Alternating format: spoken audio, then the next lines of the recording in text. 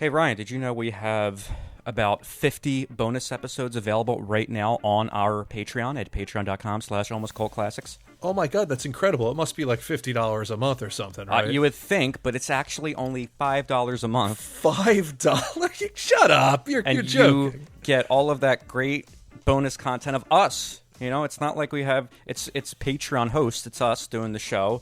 No. Hold on a second. Do you get early access to the episodes as well? Well, you know, the minute that I edit the episodes and Ryan listens and approves, it goes right on Patreon. Incredible. Every main episode of the show that we do, basically, we usually try to always do an hour right after. So for every episode we've done, there's going to be a bonus episode on Patreon, usually discussing things that relate to the movie we talked about. For this episode today, we're going to talk about even more Walter Hill on Patreon. And Richard Pryor. And Richard Pryor.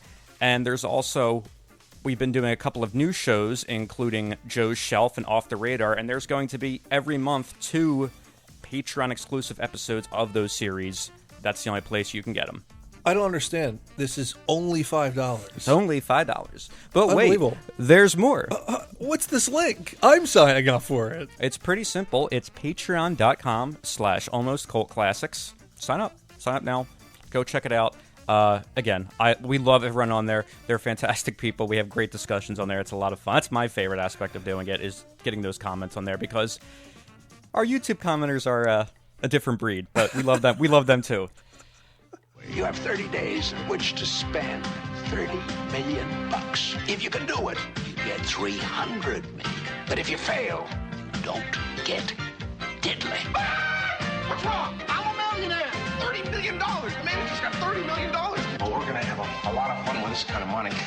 Jake, I'd like to hire you as my official photographer. Salary $10,000 a week. How would you like to be my personal driver for the next 30 days at $5,000 a week? What a country. America, love it. Richard Pryor stars with John Candy in Brewster's Millions. That guy was excited, huh? Yakov Smirnoff? No, the announcer. Brewster's Millions coming this Friday. Yeah. Hello, welcome back to Almost Cult Classics, the podcast. Joe Ramone here with Ryan Lancello. Howdy, folks. Today we are discussing 1985's Brewster's Millions, a movie that I believe Ryan has been suggesting we do since the inception of this show. I think it was on my initial list. And this is a movie that you grew up with? No. It was one of those things where it was like, it got heavy play on Comedy Central at a certain time. And it's just something I was like, I found myself always like, this is very enjoyable. And, you know, it's not the greatest movie in the world or anything, but it's got a certain energy. We'll talk about everything leading up to that. Walter Hill's a great, great director. Really if anything, that's what really prevented us from getting this out as quickly.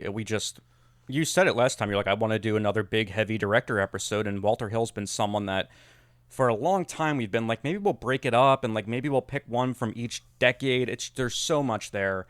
But we figured Brewster's Millions, at least I feel when you look at his filmography, and we're going to go through everything leading up to Brewster's Millions kind of does mark sort of a turning point, I think, like into the next phase of his career.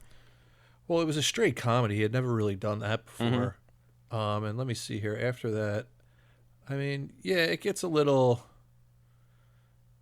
Yeah, he was kind of, I don't know, he didn't never really have a huge hit after that. I guess another 48 Hours, which probably was the biggest hit of his career. Yeah, and that one, there's going to be a Patreon follow-up. We're going to talk about some of the stuff that came after Brewster's Millions, because, I mean, there really is just so much. And not only that, like, his career as a producer and a writer, I mean, he's arguably responsible for Aliens and Alien. Like, that whole franchise, really, he kind of developed a script that came to him. He was really the one that put the pieces together for that franchise. Yeah, it's weird how he gets kind of forgotten in the mix, it seems like, a lot of times there. Apparently, it was his idea to make Ripley a woman, and just a lot. Like, he was there from the beginning, did an uncredited rewrite on it, and, you know, I think for what people commonly think of as Alien today of that franchise, he's responsible. So, did you see that John Hughes quote about him? No. It was something, I forget, I don't have it in front of me, but it was just like, John Hughes was like, I learned how you're actually supposed to write a screenplay when I read Walter Hill's Alien script. I'd be curious to see what the original looked like versus what he brought to it, because I heard him in an interview where he was basically saying that the Alien script that originally existed, no one wanted to make it. But he thought there was such good ideas there, including the chestburster scene. When he read that, apparently, he was like, there's good in here. We've got to figure out a way to redevelop it. And yeah, that's what he ends up doing. I mean, what a huge franchise that ends up becoming. But yeah, he is a guy that kind of an underrated director in a lot of ways, which is unfortunate. I don't think he gets super underrated, and a lot of these movies didn't do good at all when they came out. Like a couple of them, The Warriors was a hit, and 48 Hours was a hit, but something like Streets of Fire, which people love, it's a fucking complete flop. Yeah. And people have been emulating him. I mean, so many filmmakers today and filmmakers that came up in the 90s, they built their bones on emulating Walter Hill. I was stunned watching these movies. I'm like, you can see so much influence that he's had on people. It's wild. I was like, God damn, dude. Yeah, it's a really impressive filmography, and he does action so damn well. It's always tight. It always feels just explosive, but not. There's some as his career went on, it kind of got overdone. But these early films that he did, the action is so. It just feels so real. It's not bombastic and over the top. It's very reined in. It's got such a charm to it, and just. I think he did work on Bullet because he was doing a lot of assistant director stuff prior to, and when we talked about Bullet on that Tarantino book episode, I remember we were talking about how quiet the car chase in that movie was, where you just hear the engine, and I get that a lot, especially in The Driver. So many of his movies, the action, he just kind of lets what's happening speak for itself. He doesn't go over the top. He doesn't go crazy with music, and it's just simple. He lets the sounds that are occurring on set really carry the action. It's great. Reading from Patreon, Jason Patterson says, a terrific journeyman director that doesn't really exist anymore. Just pretty accurate. If I described The Warriors, you tell me I was drunk and that I needed to go home. What a fun film. 48 Hours on paper sounds almost formulaic, but is such a great movie. And that's the thing. It's like he takes these almost non-existent, very basic stories a lot of times, and it's just elevated by mood and just kind of almost going with the natural, vibe of the thing. Yeah. Similarly on Patreon, Troy Thomas says, Walter Hill rules. To me, he's one of the Mount Rushmore of 80s cult directors, along with John Carpenter, Joe Dante, and John Landis. He's one of the only action directors I can think of where you watch his action films for the characters rather than the action. And yeah, that's something that today I feel like is lost, is that action, pretty much any kind of genre film becomes less about the characters nowadays and more about the action or the comedy or the spectacle of it. But what Walter Hill was doing, it was really character driven, and that enhances all the action. I can respect him too, because he came, out of the gate, he was just something. He was just I have respect for the new Hollywood guys and all that. He's like, but I wanted to make genre pictures. All my movies are kind of westerns, and I was like, dude, good, because you didn't try to be more. And by not doing that, you became more. Yeah. Your movies are better than your normal, genre picture. They're way better. Yeah. He also did, he was assistant director on Woody Allen's directorial debut in Take the Money and Run, which is, I have to revisit that movie, but it's one of those movies where it's just a gag movie. There's not really a plot. It's a gag movie. The whole movie is just a bunch of, it's funny, it's enjoyable, but it really is interesting to see this guy who, he came up at the time in the industry when things were really changing. A lot of especially the buddy cop formula. The buddy cop formula certainly existed prior to 48 Hours, but he did something with that movie that really changed where those movies went for the rest of that decade, certainly, and well into the 90s. Well, one thing I also saw him saying was he'd like to have, when it came to a duo, he'd like to have the quiet guy and the talkative guy. Mm-hmm. And if you have good actors and a pretty good script, it works really well. It's a great dynamic. It's hard to go wrong with that. Yeah, I heard an interview with him where he said that the hard work in directing, it really comes down to casting. Like, casting is so much of what makes a good director, and casting, honestly, like if it's done right, it makes the director's job easier.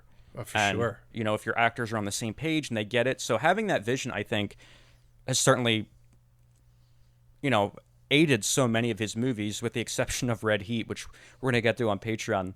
But there's a lot of his movies where it's like the casting is just on point. And that was the joy about doing this episode, watching his stuff, is that, like, especially the early stuff, so many of those character actors appear in his movies. So many. You keep seeing them, dude. Like, I saw same like, faces. Peter Jason popped up, and he has a small role in, like, everything. Yeah. I'm trying to forget who else. Keith Carradine he used a bunch of times.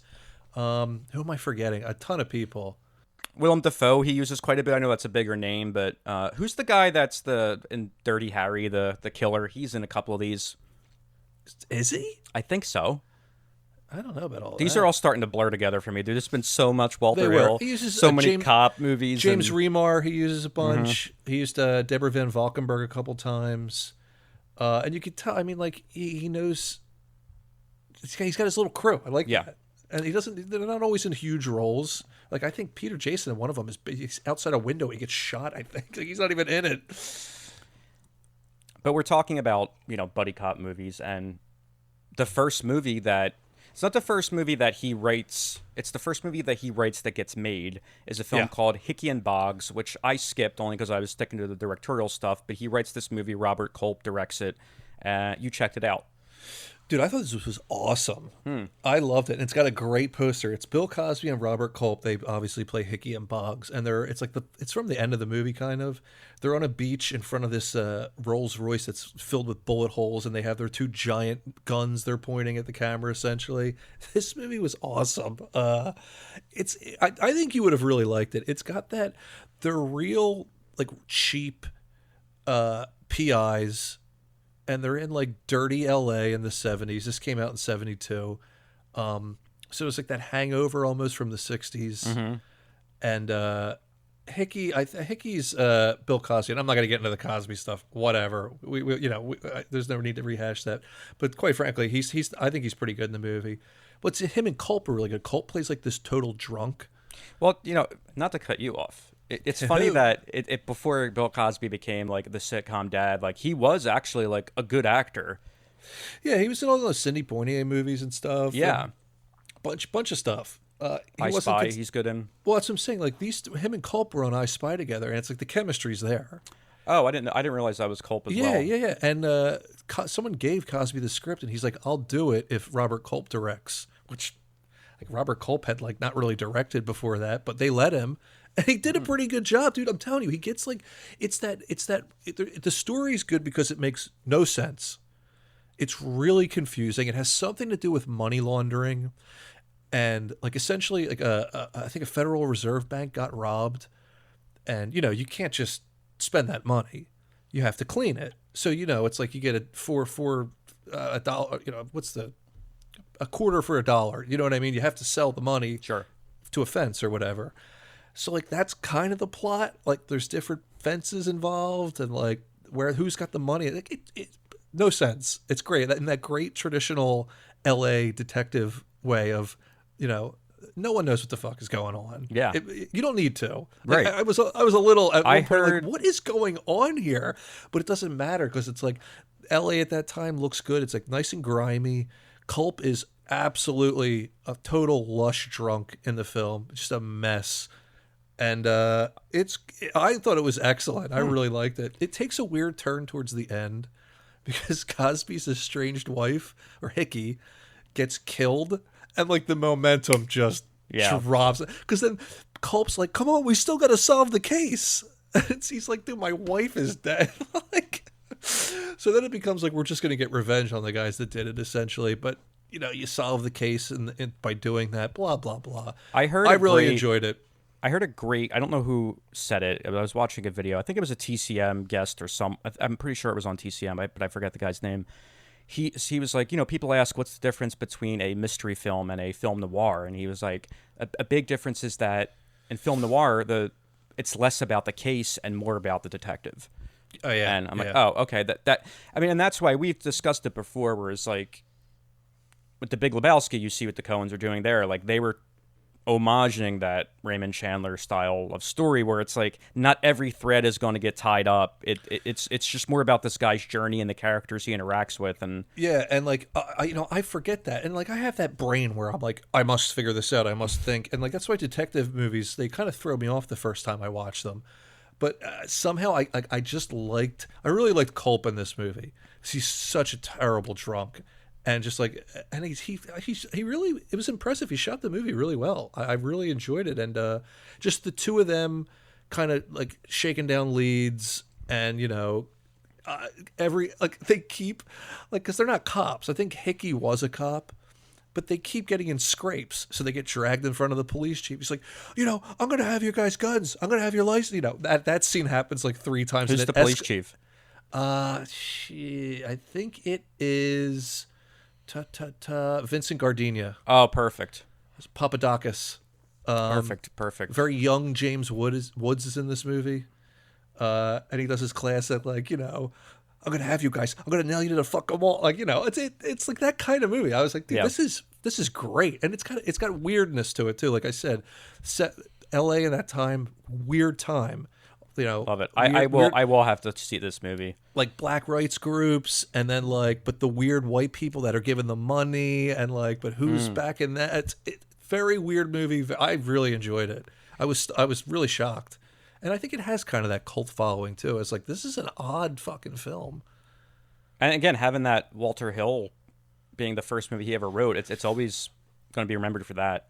Yeah, and he did say, he's like, not all my script made it in there. He's like, it has some nice moments, but he's like, I didn't really recognize it. He didn't envision it as a black and white like duo either. Not that makes a huge difference in the movie, but he just said, he was like, yeah, it's not how I wrote it. Yeah, And no, you but can always there is understand something. that. If someone takes something you did and changes it, even if it's good, you're going to be like, yeah, but I didn't write that. Well, there really is something to be said about in the buddy cop, like getting those two characters that are alike, but it's like a Venn diagram. You really have to hit something there, and Right. we talked about I almost said Turner and Hooch, Tango and Cash a while ago, and about how like that was just like the extreme sides of both of that, 100%. But when you see it in the 70s and 80s when they were really starting to, I think Freebie and the Bean is universally accepted as like the first buddy cop. Yeah, I think so. In the Heat of the Night, I don't know if is that before, but like as far as like just what a buddy cop comedy movie like that, Freebie and the Bean apparently really. God, did I watch Freebie and the Bean? I can't remember. I feel like I watched it for one of these things. Dude, we've been doing this so That long now. Tarantino one, I watched so many movies Yeah. for that one. I can't remember. Well, speaking of Tarantino, it's also worth noting that in that book, one of the chapters was The Getaway, which we discussed at length, and Walter Hill writes that script as well, and that's where he first works with Peckinpah, who he learns a lot from. Mm-hmm. And that's that's such a good movie. The Getaway? Yeah. It's pretty good. I enjoyed it. I enjoyed it. It's not bad. Yeah. I have my issues with it. He also works with director John Huston for The Macintosh Man, which he writes. And he also writes The Thief Who Came to Dinner, directed by Bud Yorkin. I mean, he's really, early in his career, he's working with some directors that just were titans of this genre, of these crime films and of these action movies. I mean, it's just a great, probably learning experience for him to learn from some of these guys. I do want to touch on, before we get into his directorial stuff, is a movie that he writes called The Drowning Pool, which is based on a novel by the same name by Ross MacDonald. Lou Archer is the private detective in those stories, who is my favorite. I'm pretty sure my favorite of the L.A. private detective series. Just a great series that I was reading them in order for a long time. I forget how far in. I think I'm like 6 or 7 books in. I pick up one maybe like once every couple of months. I like to mix it up. Sure. And it finally just got to the one where I'm like, okay, now this guy's really hitting his style with this character. Because, it's so hard not to emulate Raymond Chandler and Philip Marlowe in that genre. But he finally starts to really nail the character. But they make 2 movies with the character. Harper, they changed the character's name because Paul Newman apparently had a thing about playing characters with an H. Apparently he thought that was good luck or something. So the character becomes Harper, and then he writes the sequel, The Drowning Pool, which they're okay. I don't love Paul Newman as Archer. I think it's not the best, but apparently the Coens were at some point were developing adapting one of Ross's novels in this series. Really? And I would have loved that because they'd have been perfectly suited for it. And I hope that in the future, if something they don't do, I just hope that he comes back, because it's a great series, just a great L.A. noir private detective. I love it. I love so many of the books, like he ends up in a small town somewhere, car breaks down, just stumbles into a case. It's just great stuff like that. I love when that happens, when you're not even trying to do a case. Oh, those are always good. Great books. And then you want to jump into his directorial career? Yeah, directorial debut, I guess, with 75, Hard Times. Hard Times, starring Charles Bronson and James Coburn. And he writes and directs this one. I think there had been, a script was written prior. He ends up rewriting it. It's another thing I saw. He hated writing, but he liked rewriting. I can kind of understand that. I heard him talking about, like, when he was first really getting into screenwriting. Oh, I'll play some clips later. He was on Mark Maron's podcast. Did you listen to that show ever? Not really. I think I listened when Patrice was on. Mark Maron talks by himself for like 20 minutes before those episodes begin.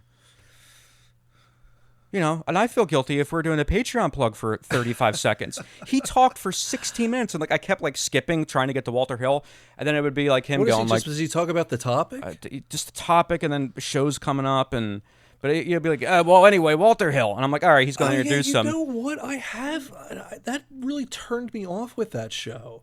Where I remember, I was probably the Patrice episode where I was like, all right, dude, like, what are you burying the lead for? Yeah, for real.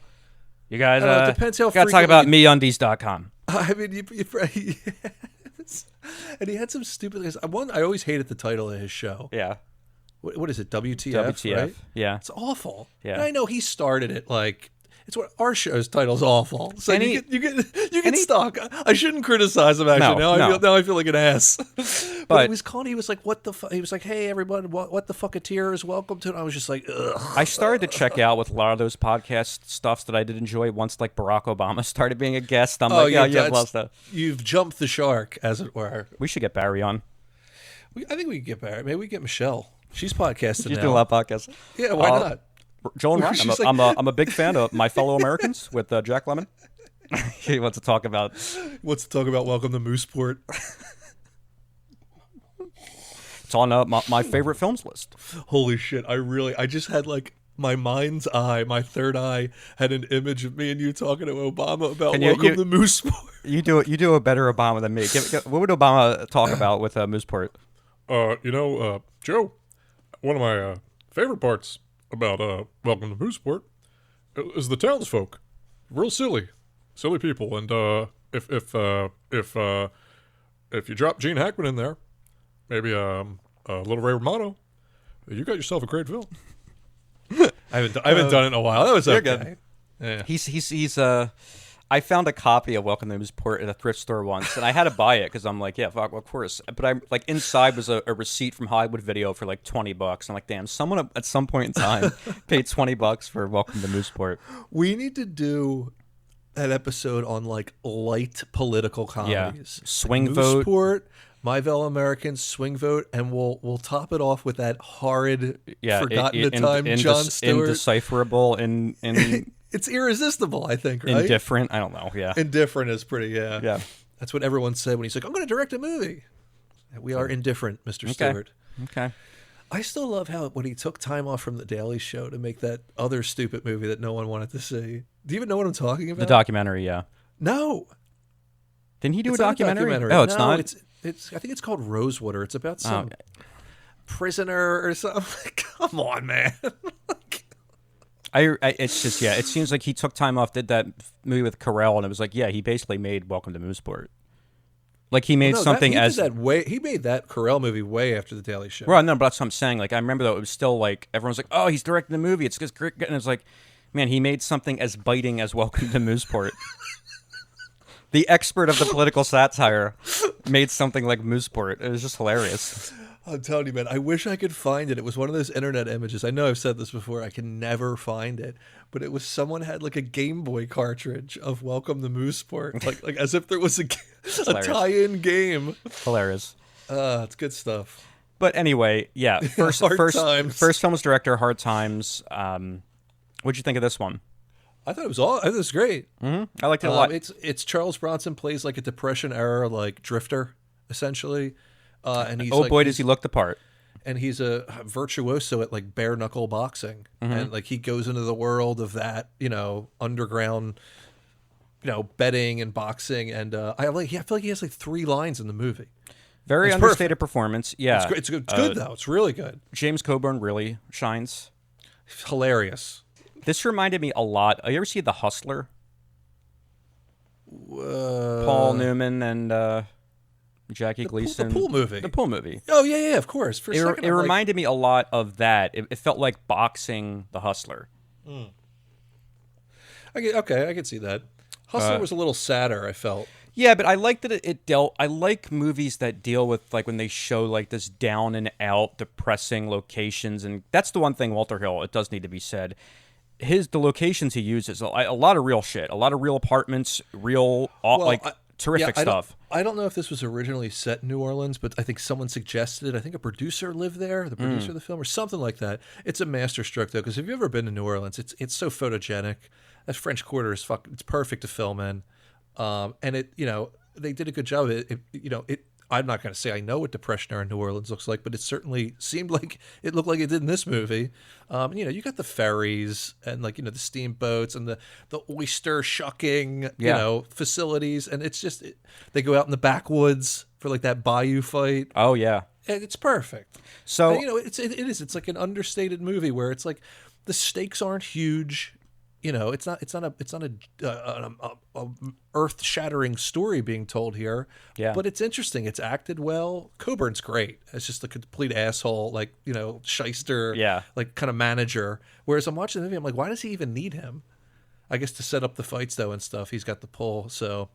And apparently Charles Bronson, was it his wife or who is it? Yeah, it's the wife. Jill Ireland. Jill Ireland. So apparently Walter Hill had to cut a substantial portion of her out of this movie just for no other reason than pacing purposes, and that really pissed off Charles Bronson enough where they never worked together again. He was really upset about that. And it's funny, too, because Walter Hill said he's like, the kind of guy Coburn is, like, everyone gets along with him on the set. He's a real, like, glad-hander, backslapper. He's like, they hated each other. And he's like, and Charles Bronson was real taciturn and like quiet on the set, but they got along. So like, anytime there was a dispute, like Bronson was coming down on the side of Walter Hill, and then that must really sting when he's like, "You got my fucking wife out of the movie there, Walter." It's just she's not it. I mean, I don't know. Maybe her performance was bad. I couldn't tell you. She was fine in the movie. What was the other? There was something like this happen when we talked about those movies in that Tarantino. It was, I think, a Steve McQueen thing. Something very similar happened with one of those movies. Oh well, Ellie McGraw's like awful. Right? That's the Getaway? She's right. just miscast, and she's the producers. Was it Robert Evans at that point? Steve McQueen. Oh, Steve McQueen. Yeah, I mean, she probably was. She was. I think she was married to. But then Evans. she left Evans for Steve McQueen after he insisted she be on the movie. And then she met McQueen. There's that great Robert Evans quote, which I'm going to butcher, but he's just like, the whole time Allie was married to me, she was thinking about McQueen's cock or something like that. Yeah. Something along. I paraphrase it. But Tarantino, from what I remember, he was just like, no. Ally McGraw, no. She's great in that movie. Totally underrated. Which is, I think Crystal Skull, it might be my favorite of the Indiana Jones films. Did he say that? He did. Well, not his favorite. He said it's better than Last Crusade. Sometimes the man gets it right, other times. I can understand that, though, because when I watched him again, it is kind of a retread of Raiders. But I don't know. Yeah, and everyone's entitled to their opinion. And I do want to. Honestly, Crystal Skull. What's an Indiana Jones movie? He goes step by step until he gets to the MacGuffin. Like, come on, it's the same. It's the same movie every time. So, this movie, Hard Times, is a period film. It takes place in the 30s, the Depression, like Ryan said. And I was listening to this WTF, and Walter Hill said something. I'm like, oh my god, this makes so much sense. It's about what he had been told when he had first started directing, and I thought this was really appropriate, especially when discussing his career. There was an old expression that if you're going to tell a new story, you had to put the characters in old clothes. And if you're going to tell an old story, you had to put the characters in new clothes. Because I've never heard that. Yeah, old clothes, old story, dead. Yeah. New story, new clothes. Nobody knows, nobody can attach themselves to it. Right. It's too far. You get what he's saying there? Kind of. I think what he's basically getting at is that when you want to tell a story that hasn't been told before, setting it in the past Makes it seem a little more original, and there's something there. Whereas then if you want to make a remake, or you're setting it in the present day because it's the only thing to really make it different. And I think that's the case. Hard Times, it's like there's a reason that it's set in. I mean, we talk about it where it's like when we write, we don't want to write for the smartphones. So I've been thinking about that more and more, and I think it's you almost have to a little bit. I think that's the brave thing to do. It's not compelling, but there's a way to do it. There's a way to get around it. It's a challenge in a lot of ways, but it can sometimes lend itself to like great creative decisions that come from being painted into a corner that way. Yeah, I mean, I just think one thing. I mean, I don't watch it. I've been trying to watch more newer movies. One thing I really hate is the Minecraft movie you were very happy with. We should probably go see that. I feel like to talk about. Well, now they're doing a special, like it's called the Block Party screening. I saw that. Yeah. I don't like. I didn't know that Napoleon Dynamite guy directed it. I had no idea. What's his name? Hess. Joshua. Jared Hess. I don't know. Every time I see a clip from him, I'm like, obviously it's not for me. But so that guy was he a one-hit wonder? That guy? Not really. I mean, he's just did the Minecraft movie. I know, but like as far as like just like, well, he did Napoleon Dynamite. Then I think he did Nacho Libre, which was a modest hit. And then he did that Gentleman Broncos, which I know was a big flop. Right. And then I think there was a couple one or two other. Don Verdeen was a Sam Rockwell movie. And then he did Masterminds, that Owen Wilson Galifianakis movie that I don't think anyone saw. I don't even. Yeah, I'm not even quite sure what that is. And then he directs something, a 2024 animated musical film called Thelma the Unicorn for Netflix, which first I'm hearing of this. I don't know. I think people. Jerusha, what is that? His wife? Aren't they married? I think it's something like that, or it's his brother. I feel like the brother was involved. No, I'm pretty sure it's a woman. But I just remember when people really started trying to do the phone stuff, they would put the text. I think they still do it. Like the texts come up on the screen. Mm-hmm. It's horrible. That's horrible. But just like one thing I'd like there is I want to see someone get frustrated, break the phone, throw the phone. This fucking phone. I hate this. I don't know. I bet you TV is better at it. I haven't watched that show Succession. But I bet you $1 million. Everyone's on the phone nonstop on that show. Someone probably smashes a smartphone, throws a smartphone that's what I'm down to the exactly. street. That's what I'm saying. It's like you gotta. Commenters, let us know if you're gonna make something contemporary. I mean, you have to lean into it. You have to figure it out. Yeah. And maybe some people aren't there. Maybe some of the older guys don't want to do it. Like your P.T. Andersons, what have you. But it was minor. But Tarantino used the phone in Death Proof. Mm-hmm. So it wasn't. They weren't smartphones. They hadn't blown up yet. Yeah, and that was a weird choice. Like a Nokia, I think. Isn't he's trying to like homage Carpenter there? But I don't know. Whatever. But yeah, Hard Times. It's a fun. You know what else too? I was thinking about watching this movie. Pretty much every video game I've played, with the exception of quite a few, I have a very specific type I like. There's always like the bare knuckle side quest that you have to. In each like new level or each new settlement or town, there's always and each time it gets more and more difficult. The opponents get bigger. It's great to see like in this movie. It looks exactly like it appears in the games, where it's like a dimly lit, and there's always a bald-headed guy that's real big warehouse. and a mustache. Yeah, right. Yeah, totally. So moving on after this, good movie though, and I don't think I'd ever heard of it. Mm-hmm. And it was just good, really great. Bronson performance. Coburn's awesome. Movie looks beautiful, and it's just good. It's a good story. After that, he directs a movie in 1978 called The Driver, which way back when a very kind patron, sent us to the P.O. box. So I've had it sitting on my shelf for a long time, and I'm so glad I finally got a chance to dust it off and check it out, because I had never seen it. Had you? Never seen it. And we're doing a big Ryan O'Neal year, I feel like. Yeah, right. He's really come up. Fever Pitch and on our Patreon. If that's you'd like right. to hear that episode of Off the Radar. And then what was the Ben Stiller, Bill Pullman movie that we did? Oh, Zero Effect. Zero Effect on the That's right. on the Cable Guy episode. Yeah. What'd you think of this one? I love this. Yeah. I love this movie. I thought it was excellent. I don't know about you. I enjoyed it quite a bit. The only thing I didn't like about it, which is no fault of its own, it's just like, oh my God, everyone has stolen from this movie. Everyone has copied this formula and ripped off this story. So like, it's enough where like I knew everything that was going to happen. Obviously, Drive is the one that comes to mind. But Hill saw the movie and he said he's like, it's not a ripoff. This is him saying this. He's like, I liked what Refn did. It's more of an homage, whatever. But I mean, like the beginning of this and the beginning of Drive is like, it's almost the same thing. Edgar Wright's Baby Driver, I've heard. I haven't seen it, but I've heard is pretty liberally borrows elements from it. To me, this is the Getaway Driver movie. Like, yeah. You can't do that concept without borrowing from this, though. Exactly. So it's a little unfair to say anyone's ripping this off. It's just, not only that, it's so stripped down. Like, no one's got a name in the movie. He's the driver. Mm-hmm. Who's Bruce Stern in this? Let me see this. Oh, the detective. The detective. Isabella Johnny's the player because she's a gambling, loser. The connection. The cops are red plainclothesmen, gold plainclothesmen. The bad guys are glasses, teeth. Like, no, I love that. It's all very archetypal. Yeah. And the movie's awesome. Yeah, it's very stripped down just in terms of what it's really about. There's no insane kind of, we're talking about with some of those noir stuffs, like plot threads that don't all line up. Like, it's pretty straightforward.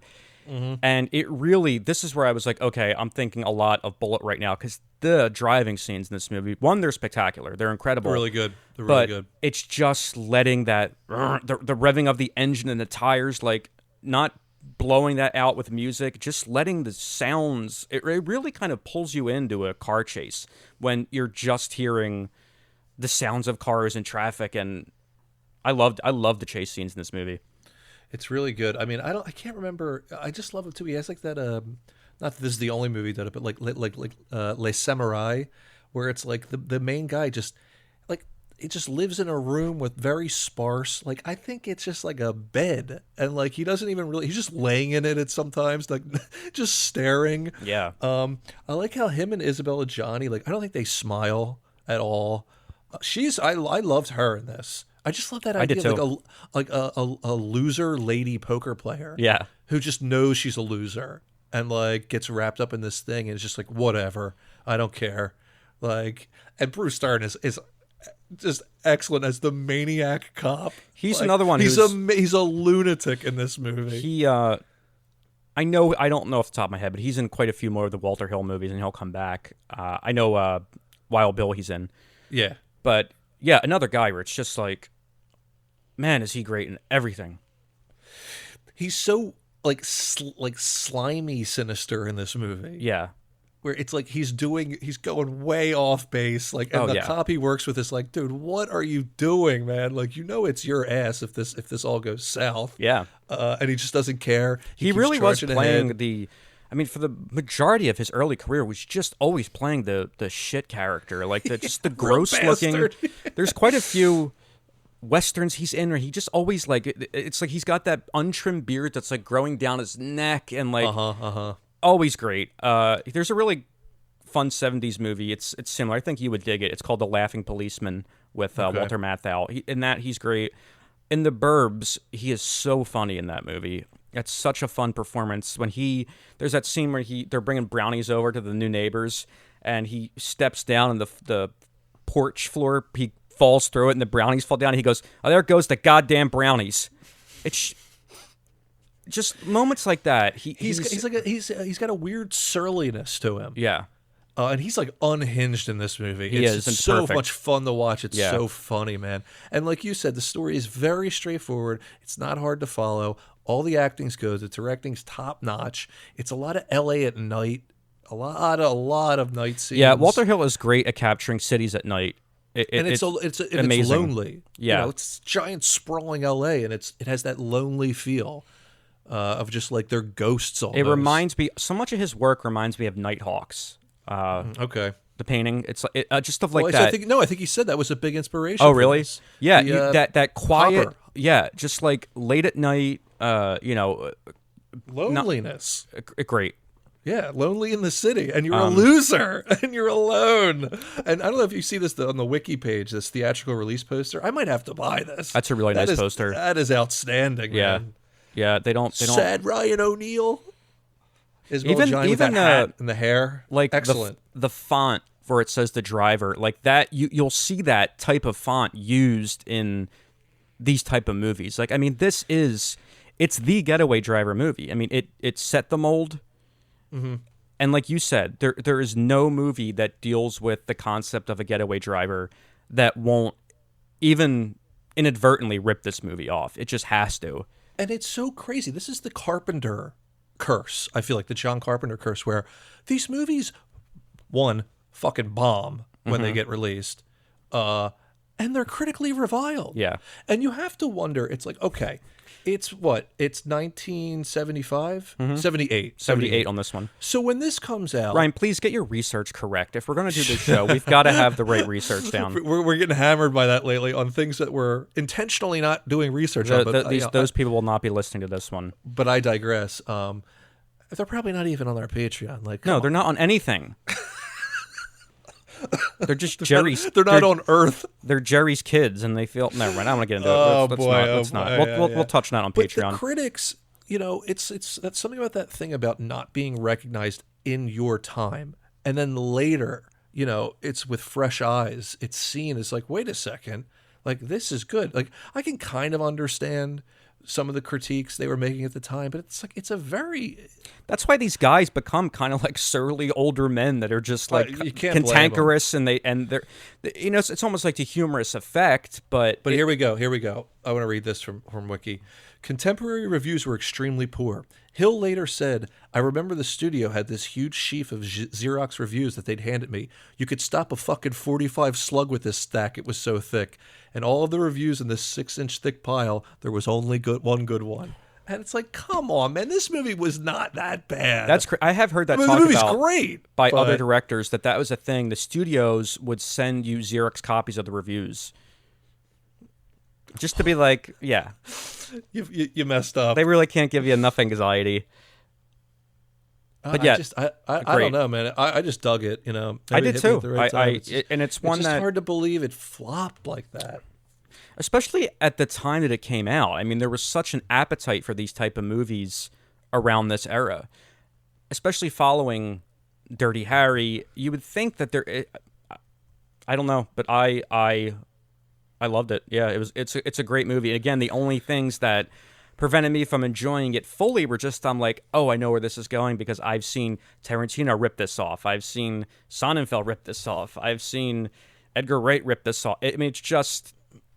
I mean, obviously, Drive is one where it's like, and Drive's pretty good. I like Drive, and it's certainly not a 1-to-1 ripoff or anything. But the beginning, especially, is like, and Drive was also based on a book, so maybe the book. Yeah. The guy that wrote that definitely saw this movie. I can issue even like Grand Theft Auto, the video games have. Dude, did you ever play Driver? The video games. Yeah, that's what I'm saying. Like, and I loved that game. I did too.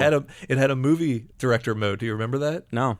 Where you could do a drive, record it, and then like turn the camera and move. It was excellent, dude. I was doing all sorts of slow-mo shots and stuff. It was great. 1999 was a good year. My friend had the Driver games growing up because his parents would buy them. We weren't allowed to play Grand Theft Auto, but like I don't think they knew that it was like Driver is basically Grand Theft Auto. It's just not as advertised on the box art that you're going to be able to shoot strangers in the street.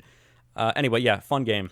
So this is Walter Hill. Had I not been shooting the Warriors at the time, I don't think my career would have survived. They loved it overseas, but in those days, that didn't matter much.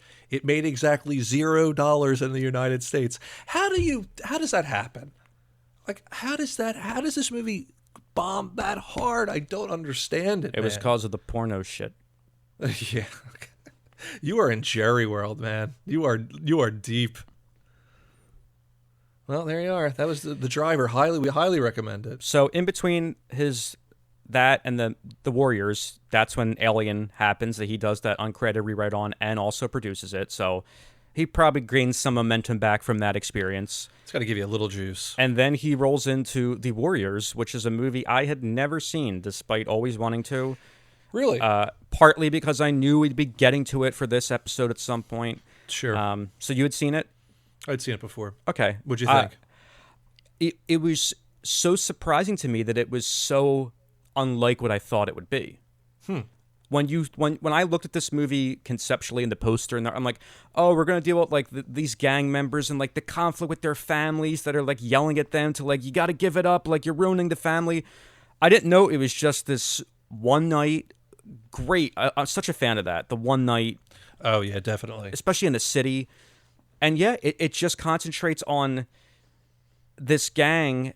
Its member, but not even that. Like, there's so many times where like one of the gang members gets in trouble, they're out of the movie. Like, it's just all about this quick.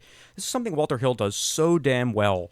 The quick, like getting to the destination, and like the urgency, and just in the pacing of it, and his scenes and his editing. Like, he really excels at making you feel that, and that's what I did. I just didn't expect that this movie was essentially a ticking clock movie. And if as a result it flies by. Of course it's a little cartoonish at times, but I think it drags a little at points. It's good. I definitely like. You know what? Here's the thing. I remember I put off watching The Warriors years ago for a long time because I'm like, it's one of those things where like I get it. You know, they're a bunch of weird gangs and they're running around this like, and they gotta, you know, it's like Batman villains in the '60s show. It's like they all dress alike. But I'm like, I get it. They get framed for killing Cyrus. And, you know, whatever. I'm like, I don't need to watch this. And I just thought it looked kind of stupid. And then I finally watched it. I think I had kind of the same reaction to you. I was just like, oh, this is actually pretty good. Like, I'm enjoying this much more than I thought I would. Like I said, and I watched it again for this. And it's also one of those movies I did enjoy it. That's a victim of its own reputation, where it's like the hype and the cult around it kind of absolutely makes 100%. you like. Sometimes that makes me be like, I don't know if I want to. I totally agree. Yeah. But it's good. Like I said, it's got some points that drag, some points that really are nonsensical, where you're like, dude, stay where you are. Yeah. Like, don't wander off. Why are you wandering off? What are you doing? Leave the Lizzies alone. Like, get home. Then just the location, photography. I mean, just phenomenal. The way that he captures cities at night. And I know he works with a variety of cinematographers. This one, it's Andrew Laszlo. But I can't get enough of it. It's so... Especially towards the end when they get to Coney Island. I mean, that era of Coney Island, like when, it was kind of at its crumbling, I guess you could say. Sure. Right. Oh, great. It's just great stuff. And, I enjoyed the ride. I really did. One thing I got to point out here, they put out the hit on the Warriors, and the way they do it is like there's that radio station they all listen to. And I think you just see her lips. The DJ, It's like, hey, Warriors, like, we're all, special shout out to the Warriors. Like, it's like code, kill the Warriors.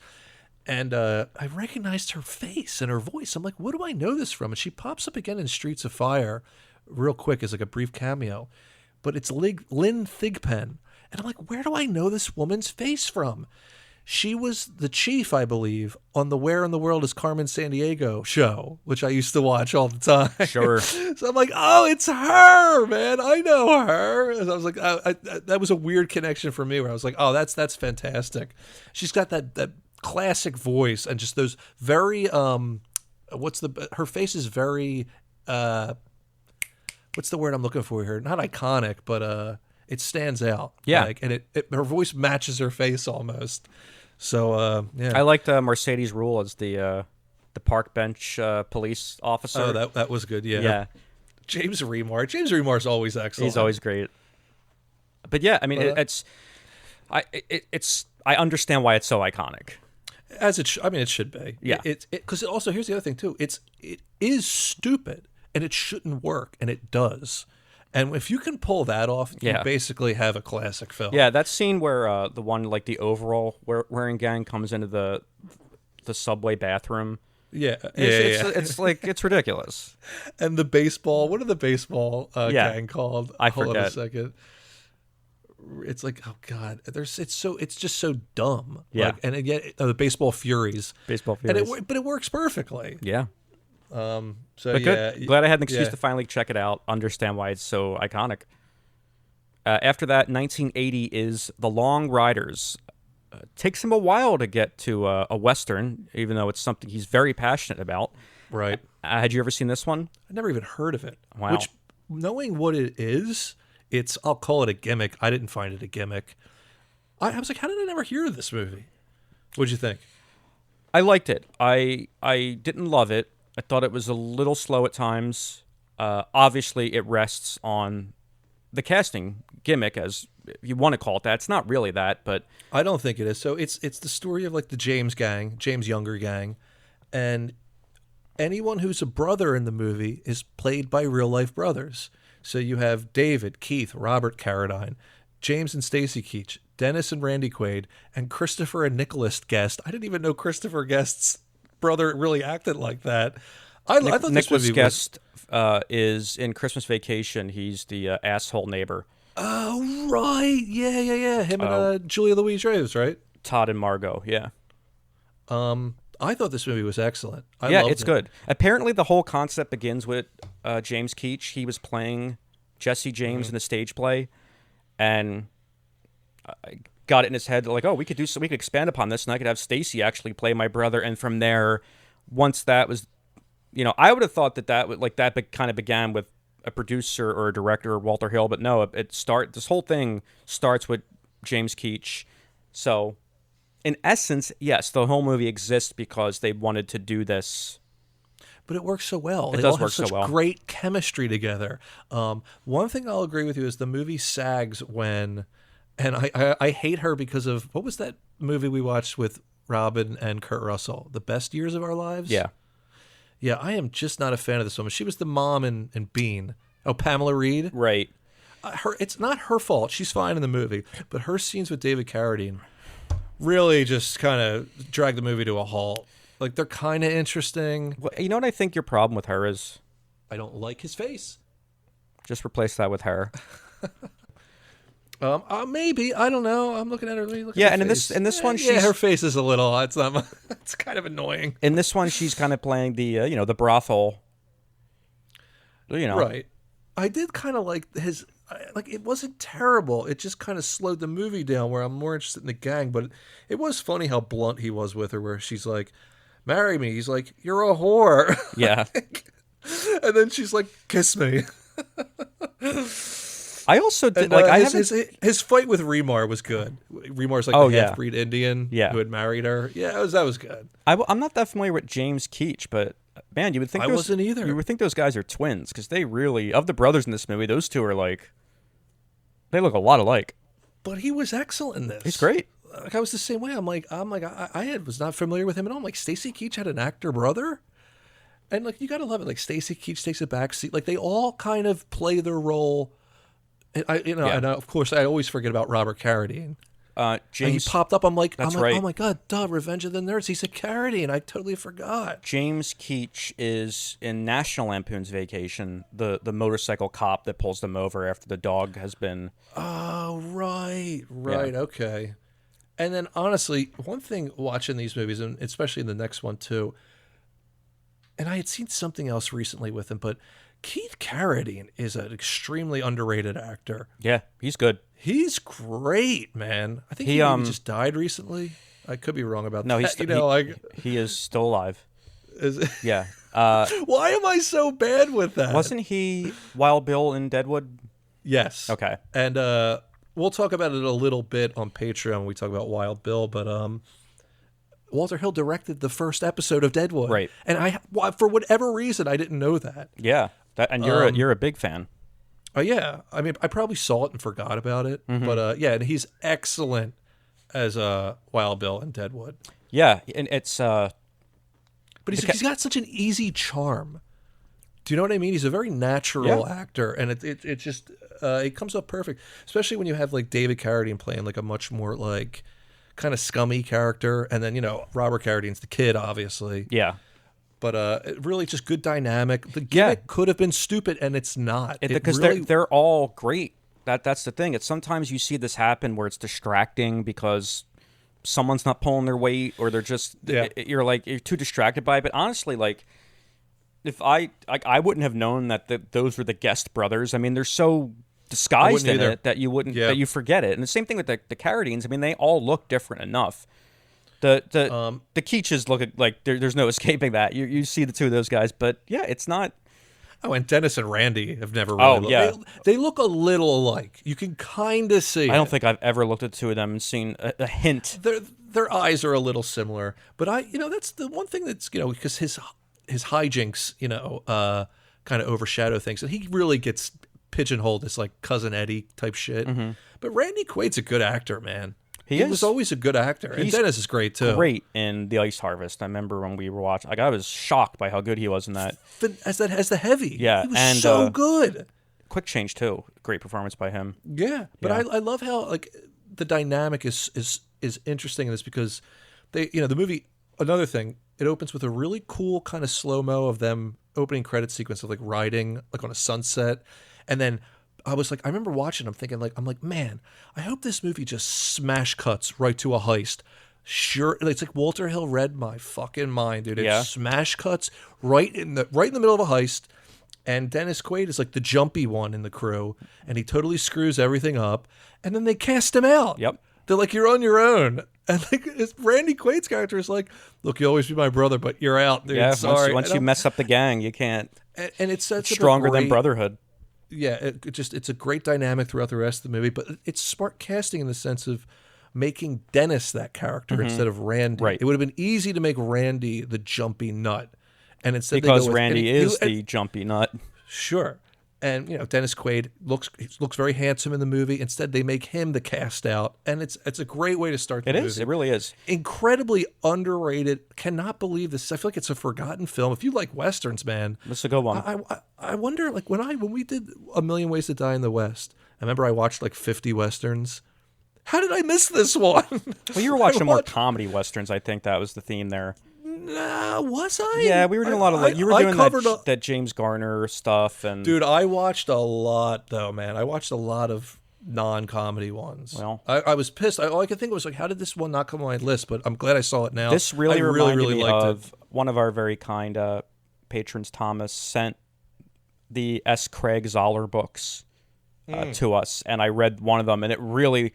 The gang aspect really reminded me of this. I recommend those books, by the way. If you guys are into westerns, gritty, dark, violent westerns, look up the S. Craig Zoller books. A Congregation of Jackals is the one I read, and I loved it. Yeah, it was good. Oh, it was great. Awesome. Yeah. But yeah, it's a big recommend for me if you're a Western fan. Absolutely. I really, really enjoyed it. And like it also like they're former Confederates after the Civil War, and the movie plays that up. And not like in any like they're just like kind of pissed. They're happy to rob Yankee shit. Like, it doesn't judge them or anything. There's no judgment there. It just is. It's not like Wild West where like, guys, I get it. The Civil War had just happened. I understand. Right. But they're just, I like the idea more of like, we're getting this weird thing I'm starting to see is where we're like, we're looking at the Confederates as like evil, monsters or something. And it's like, they stayed after the war. They were still there. Like they were still Americans. Like we reconstructed they shook hands. Everyone said, "Okay, good game. The war's over." Like, but the hard feelings were still there a lot of time. It's interesting. That's a more interesting way to portray always that. Be there. What's that? Those tensions will always be there.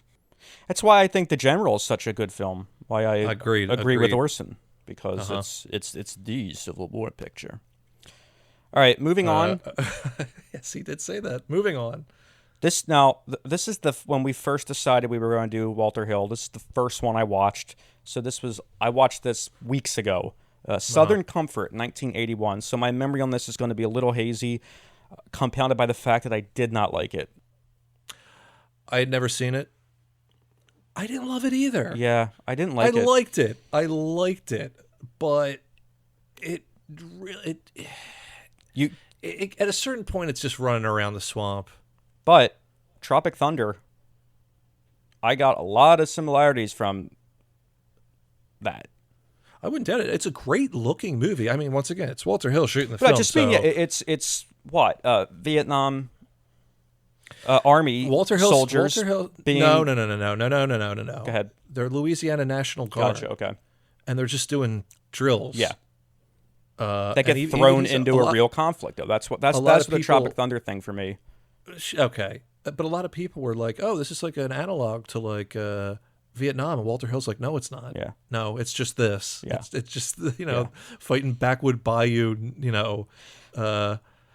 I don't know. I thought there'd be more of that. I thought it would be kind of like Deliverance, and there'd be some like action and arrows going through people, but it was just kind of like great. meandering. Keith Carradine and Powers Booth are really good. Terrific.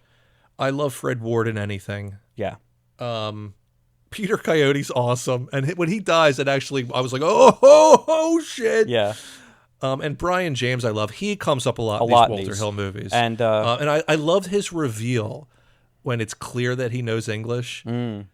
Because the whole time he's pretending, vous savez, he's speaking that Creole French, Cajun French. But then, like, when Powers Booth and Fred Ward are having that fight, he's just like, kill him! And then I like when they finally get out and they get to that town, it's good. Yeah.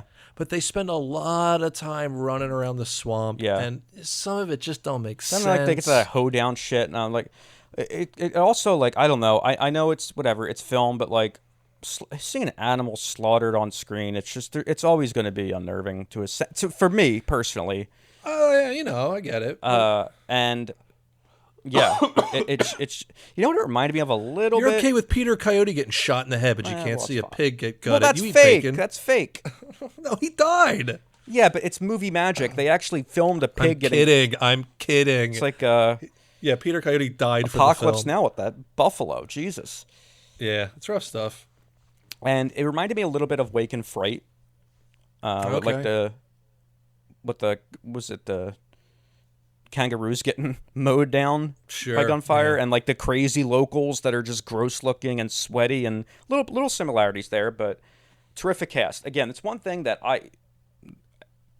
ironically enough, I'm going to have some comments on Brewster's Millions, but watching his movies, casting is impeccable.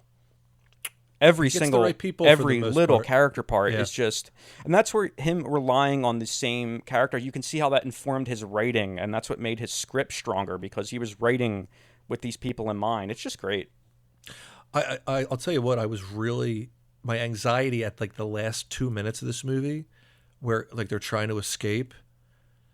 And did you notice what happens? Like it slows down, and it's like it doesn't show them actually making contact with like the guard. Oh, sure. And like they're definitely meant to be like they got out. Yeah. But I was like, come on, man. I was kind of pissed. I was like, just show them getting rescued. These two should get out of this. Like they didn't deserve. None of this should have happened. And that idiot that started the whole thing, I hated that character. I was very happy to see him die. I think he was Stucky. I can't quite remember. What a moron. I'm going to fire blanks at a group of locals that don't know their blanks. That have guns. Yeah, they're hunters. And then be surprised when they shoot back at us. I thought they were like poachers. Yeah. So they're going to shoot at you. Yeah. Yeah, it's an atmospheric movie. It's obviously very well shot. It's well acted. I just felt like it is just too much of just... Like when the one guy, the coach character, kind of goes nuts, and then they're just kind of dragging him around with a rope. Oh, yeah. I'm like, I don't really buy this. I'm like, he's just going to fall. Like, it just didn't work. But Brian James was good. Brian James is great, and I think maybe it's just Wild Bill, but James Gammon is in that, and he and Brian James also make up the crew members in Cabin Boy, the salty dogs. Sure. Right. But yeah, no, I'm glad I got to see this. I just wanted it to be maybe a little bit more action heavy, and. Again, I don't know what I expected, because Walter Hill his movies typically focus more on character. I think when it comes to like this Bayou Cajun, like I just want to see people get like hit with arrows and it was almost taking too long for that stuff to happen, and then when it does happen, you're kind of like I was in with the first like 20. I'm like, all right, here we go. This is gonna be, and then like it just kind of you're just following these two around for most of the movie. You got to give them credit though, because it was an absolute bear to shoot in that swamp. Oh. And they even said it too. They were like, we couldn't get setups. The tripods were sinking. It's raining. Yeah, like, what? Fucking flies were in your eyes probably. Yeah, there are scenes that, especially when it's raining, I'm like, oh, this must have been miserable. Yeah, this must have been absolutely miserable to film. But I don't know. It wasn't my favorite film. Well, when it comes to your favorite films, it's hard not to bring up 48 Hours. Ryan, would this be in your ever-changing top 10? Why not? Sound drop me. Hey, motherfucker, where the hell are you? So we discussed 48 Hours for the Harlem Nights episode, I believe. We did all the Eddie stuff. Dude, are you having the same problem I am? The more we do these, I'm forgetting. Like when we were like 25, 30 episodes in, I could go like, oh yeah, that was this episode. I saw that movie. This is like, I'm like, oh man, I'm starting to get lost. I mean, all the time I keep throwing it to you where I'm like, when did we discuss? What do you remember? What was that episode we brought that up? It's just absolutely. Maybe we should hire someone to catalog everything. I want specific timestamp references to things but yeah, I remember when we discussed this episode then, you were so glowing about it. Did you rewatch it in full? Oh yeah, okay. definitely rewatched it because then I wanted to rewatch. I never seen another 48 Hours. This movie's great. I love it. It's hilarious. Nick Nolte is just. You see this again, like in Extreme Prejudice. We'll talk about on Patreon. Like he's just a interesting, enjoyable actor to watch. He doesn't smile a lot. He's so gruff and grim and just a hulking like lunatic a lot of times. He's a total mess in this movie. I like that too. His character's a disaster. Eddie's good. You can't go wrong there. First starring role, right, in the movie? Kind of. Yeah, I don't know if it was. Yeah, I mean, he definitely was. It wasn't him initially. I think they wanted Pryor initially. Oh, really? Yeah, and he was definitely young at the time. I think that Tank movie that they shoehorned him into was his first. That movie with Dudley Moore. Oh no, I stand corrected. 48 Hours is his first movie. Then it's Trading Places, and then it's Best Defense, which is that. Damn. Yeah. So this, I remember very specifically. You said this, and every time I see this movie now, I think about it. You said that scene of him in the bar, it's a Star is Born moment, and 100%. It is. It really is. And I heard, of course, the bartender Peter Jason. That's right. You got David Patrick Kelly, James Remar, who else? Brian James, Jonathan Sonny Banks. Landham.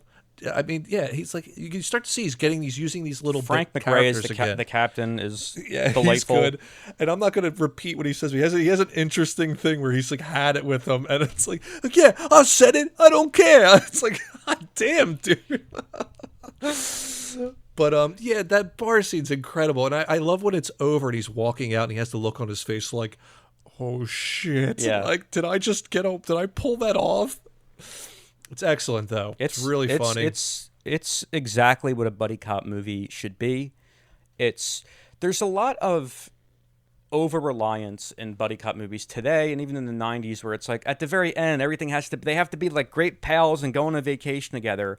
Sometimes you don't want that. Like, you want to see them work together and get through the case that they're on, but they don't have to become lifelong best friends. And that's what's great about this movie is that, yeah, while they do respect each other towards the end, but like, it's just that antagonistic busting balls attitude they have toward each other the entire movie. It never gets old.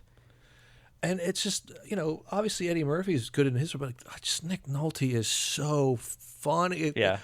It's not necessarily meant to be funny, but it's that unbreaking, I don't give a shit convict, like, get in the fucking car. I heard Walter Hill say that when he decided to go with Eddie Murphy, that was a big deal because, and he made a really good point. He said that all of the, so many of the comedians that came out of SNL around that era and before Eddie, like Chevy and Dan Aykroyd, like they all had really big comedy movies as their first roles. But like to put Eddie in this action movie, and Walter Hill made a great point. He said, I'm not asking for residuals or anything, but like I don't think without 48 Hours you have Beverly Hills Cop. You just don't. It's just there's no way that project Eddie gets eyed for that project without this film. I think you're right. I think I'd agree with that. Yeah, it's an interesting pick. It's an odd film in that sense. Like. This movie almost. It's another one where it shouldn't work. Yeah, it's a yin and yang thing. The premise is stupid. They let him out for 48 hours. Yeah. What? Why? Like why? It's dumb. It makes no sense, and it doesn't matter at all. It doesn't matter. You're just enjoying the two of them together. It's perfect. It's even so when they're funny. beating the shit out of each other in the streets. And so, like you said, you take a chance. Who would have thought Nick Nolte and Eddie Murphy would be so good together with some idiotic script or story or whatever you want to call it? Like, and yet here we are with that steel drum score from, was it James Horner that they use again in Commando? I loved. I was listening to that Walter Hill interview, and he was like, when he decided to go with Eddie, he went to Nick Nolte and was like, "Hey, look, it's Eddie's first movie, so like, you know, it's a lot of pressure on you. Like, you're the guy that has to kind of be on more because Eddie." You know, if they get a good take from Eddie, like, that's it, print. You know, he's never done it. Like, and Nick Nolte just being like, for fuck's sake, I gotta fucking act. I gotta do more acting in this fucking thing. Oh, goddamn it. And then, you know, it's when you get to, I want to wait to the Patreon to discuss another 48 hours. But when we get to that movie, like, their star powers had completely switched. Oh yeah, 100%. It's really interesting to see that. Eddie gets top billing. Eddie gets top billing, and Nick is the backseat. I've brought this up so many times. Nick Nolte, American sex symbol, sexiest man alive at probably this era. Like, yeah, that dynamic definitely switched. Oh yeah, but it's great, man. Such a fun movie, so enjoyable. Hey, motherfucker, where the hell are you? And he's losing it, that scene too. Yeah. It's so good. It's one of those. I think today we take this for granted, especially in movies, but also in real life. Like when you're waiting for someone to call and you don't know who, like just to have that explosive reaction picking up the phone, you don't get that anymore because you see who's calling. No. Mm-hmm. And I think back when I was a kid, I remember like a couple times like doing that by mistake, thinking it was someone else, but like you'll never have an opportunity to grab the phone like that and just go like, "Hey, motherfucker." Yeah. Gotta get creative. Gotta figure out a way to do it. But real quick, just give me like a quick. What was your thoughts on another 48 hours? I didn't hate it. Okay. Yeah, it's got its problems. Is that a little tease? It's, you know what it is? It's much flashier. It's not a different movie by any means, but it feels more of the action of that time. It's a different type of, and yes. I'm sorry, I'm blanking on who exactly sent it, but on the last PO box pickup, someone sent us a Blu-ray of another 48 hours. So I thank you. It was well timed. Drop your names in the Patreons there if you want to get some credit. Yeah, thank you. If you sent us stuff like it's some of the Walter Hill stuff was a little bit hard for me to track down. Do you want to move on? Yeah, might as well move on to 1984 Streets of Fire, which got made without a doubt because 48 Hours was such a huge hit. Sure. And they were like, okay, we got, you have your, hey, what do you got next for us, Mr. Hill? And he, this. And I don't know, have you seen this before? I had never seen this. It has been suggested that we do, and I do on Hats Off for years. The only thing I knew about it is, other than the posters, that Rick Moranis is in it, and that always struck me as uncharacteristic, because I just knew surface what the movie was about. Mm-hmm. Mm-hmm. I really enjoyed this one. I had never seen it. I didn't love it. I didn't. It's not the greatest movie to me. Go ahead, please. Wax poetic. There are things that don't work about it, for sure. I think there's things that definitely do work, as someone who didn't really love it, but go ahead. I've spoken a lot about this, though, when we talked about the Mad Max movies and Rumble in the Bronx. I always bring up, I love the dystopian motorcycle gang, and there's something about it. I just love them as villains, as plot devices, and you have that. On top of you have this apocalyptic, I don't know what it is, dystopian, apocalyptic, something weird in this. It's a different world. This otherworldly time period. You can't sense what time period it's supposed to be. The vehicles look cool. The costumes look cool. And then you have some actors that I really love in this movie. I mean, obviously Rick Moranis, but Amy Madigan as McCoy and Bill Paxton as Clyde. Ed Begley Jr. was good in it. Willem Dafoe was really good in it. Willem Dafoe in his leather bustier corset overalls, whatever that was. I thought this movie would be way more musical than it was. It wasn't. So did I. The ending number I did skip through because after a while I was like, all right, it's just it went on for like 8 minutes. Yeah, really but does. It felt like what is the stupid name of it? Tonight is how we know to be young, or what the hell is it called? I don't know. Tonight is what it means to be young. It just keeps going. Yeah, she said you won't be young when this song finishes. Ooh. Yeah, I hear you. Like, it's got a great look. There's no doubt about it. It was similar to the Warriors for me. It just wasn't what I expected it was going to be, and I think that's why I ended up enjoying it more than you. The idea of the 50s like dragging on into the 80s style-wise is an interesting concept. Visually, it definitely is, without a doubt. Do you know what this movie made me think of? And I just looked it up. It made me think of Sin City. Yeah, I could see that. And Sin City, the first comic started coming out in 91. This was 84. Was it an influence? I don't know. But I'm watching the movie and I'm like, wow, this really feels like Sin City. Yeah, like, it's funny you bring that up. That contained kind of city. Yes. The old, like the old cars, the old way of talking. The Michael Paré, what is it, Tom Cody? Yeah.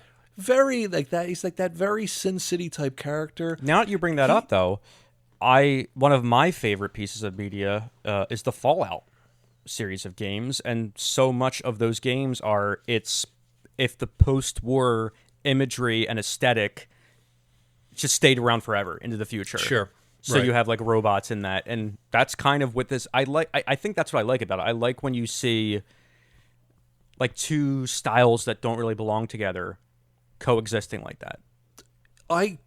It's great. I just think the movie doesn't do a ton. Like, they go over here, then they go over there, then there's going to be a big fight, then there's a fight, and the movie's over. Like, it just didn't. It had its moments. Like when they get the bus, they hijack the bus with the Sorels on it. Sure. I like that. That was good. Maybe because I just like the idea of like they're still having doo-wop singers. You know, I dug that. I like that a lot. Also, it's also the DP here is Andrew Laszlo, who did the Warriors, and you can see the city stuff in this. It's the same thing of like that, getting from A to B, and just the streets. I don't know. It's and the Rick Moranis stuff. Oh, it's good. Wet neon. We love that. But yeah, I was so surprised by this Rick Moranis. I mean, he's doing the Rick Moranis thing, but it's just to see him dropped into this world. I like that, and I love when the three of them are like Amy Madigan, him, and our main character are traveling together. They make for a fun trio of people to be on this journey together. Did you hear what Paré said about Rick Moranis? No. Rick Moranis drove me out of my mind. There's this whole wave of insult comedy. In the real world, if someone insults you a couple times, you can smack them or punch them. You can't do that on a movie set. And these comedians walk around, they say whatever they want. I'm just not handy with that. Comedians are a special breed. They can antagonize you and say whatever they want, and you can't do anything to stop them. He's this weird-looking little guy who couldn't get laid in a whorehouse with a fistful of 50s. He would imitate me. And Michael Parré's got that real distinct kind of dumb voice. The first thing he says to me is, "Do you just act cool or are you really cool?" That was the first sentence out of his mouth to me in Joel Silver's office. And I was like, oh, this is not going to go well. But he was one of Joel's dear friends, and he ended up making a bunch of movies for Disney. I just wasn't that sharp. I wasn't ready for that kind of crap. Wow. You can just imagine Rick Moranis just needling this Michael Paré, who was maybe not the greatest choice. They all seemed to... he just not... No one was really happy with his performance. I didn't think it was that bad. What do you want from the guy, Michael Paré? Oh, yeah. I thought for what it was, exactly what this movie. You want to have that like that lone drifter, silent Mad Max gruff. It was that. I didn't think it was. Certainly didn't reinvent that character type, but it didn't do anything new. But it was fine. Yeah.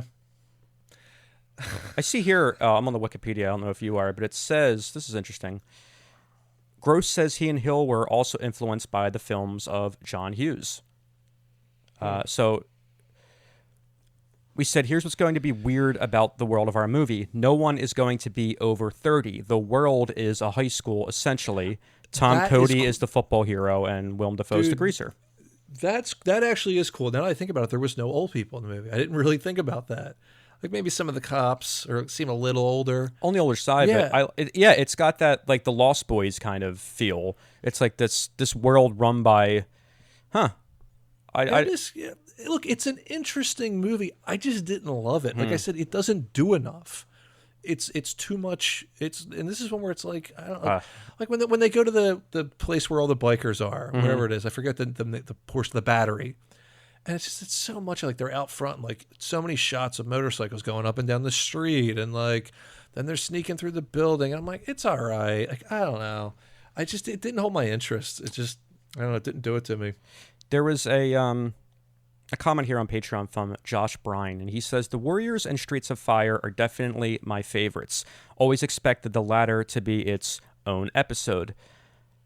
And yeah, I can see why this movie has been suggested for this show so many times, because it's oddly not. I mean, for what you look at it has a somewhat of a cult status. Sure, but like it pales in comparison to the cult status of something like Mad Max and all this kind of apocalyptic dystopian stuff. I mean, I don't know. I'm a sucker for this shit. I just love dystopian. Apocalyptic. See, I didn't look at it that way though. Okay, it's not a dystopian or an apocalyptic thing. No, it's a fantasy. They even say it. He's like, it's a fantasy movie. He's like, it's like you think of fantasy, you think of Disney shit. He's like, but why can't it be something else? It's a fantasy movie, dude. It's not. There's nothing dystopian about the film. All right, whatever. I'm not gonna.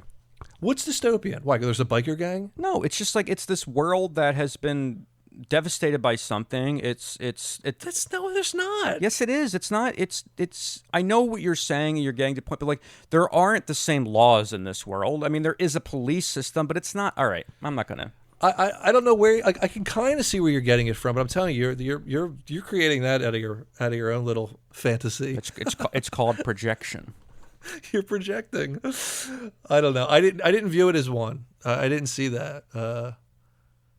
I saw. That's what I have to say to you. Your opinions are whack. I fucking hate the soundboard. I really hate it so much. Isn't there a drop where I'm like, I didn't care for that or something, or cut that? It's that fucking proof. Excellent. I gotta check those numbers on that. Oh, that and the Jack Warden thing. There's been a hiccup with those. I'll explain to you later. They're there, but whatever. We touch on it now. Just tell me. A long time ago. We can sausages made this. Our YouTube channel for the podcast got demonetized a while ago because it claimed demonized as well. Yeah.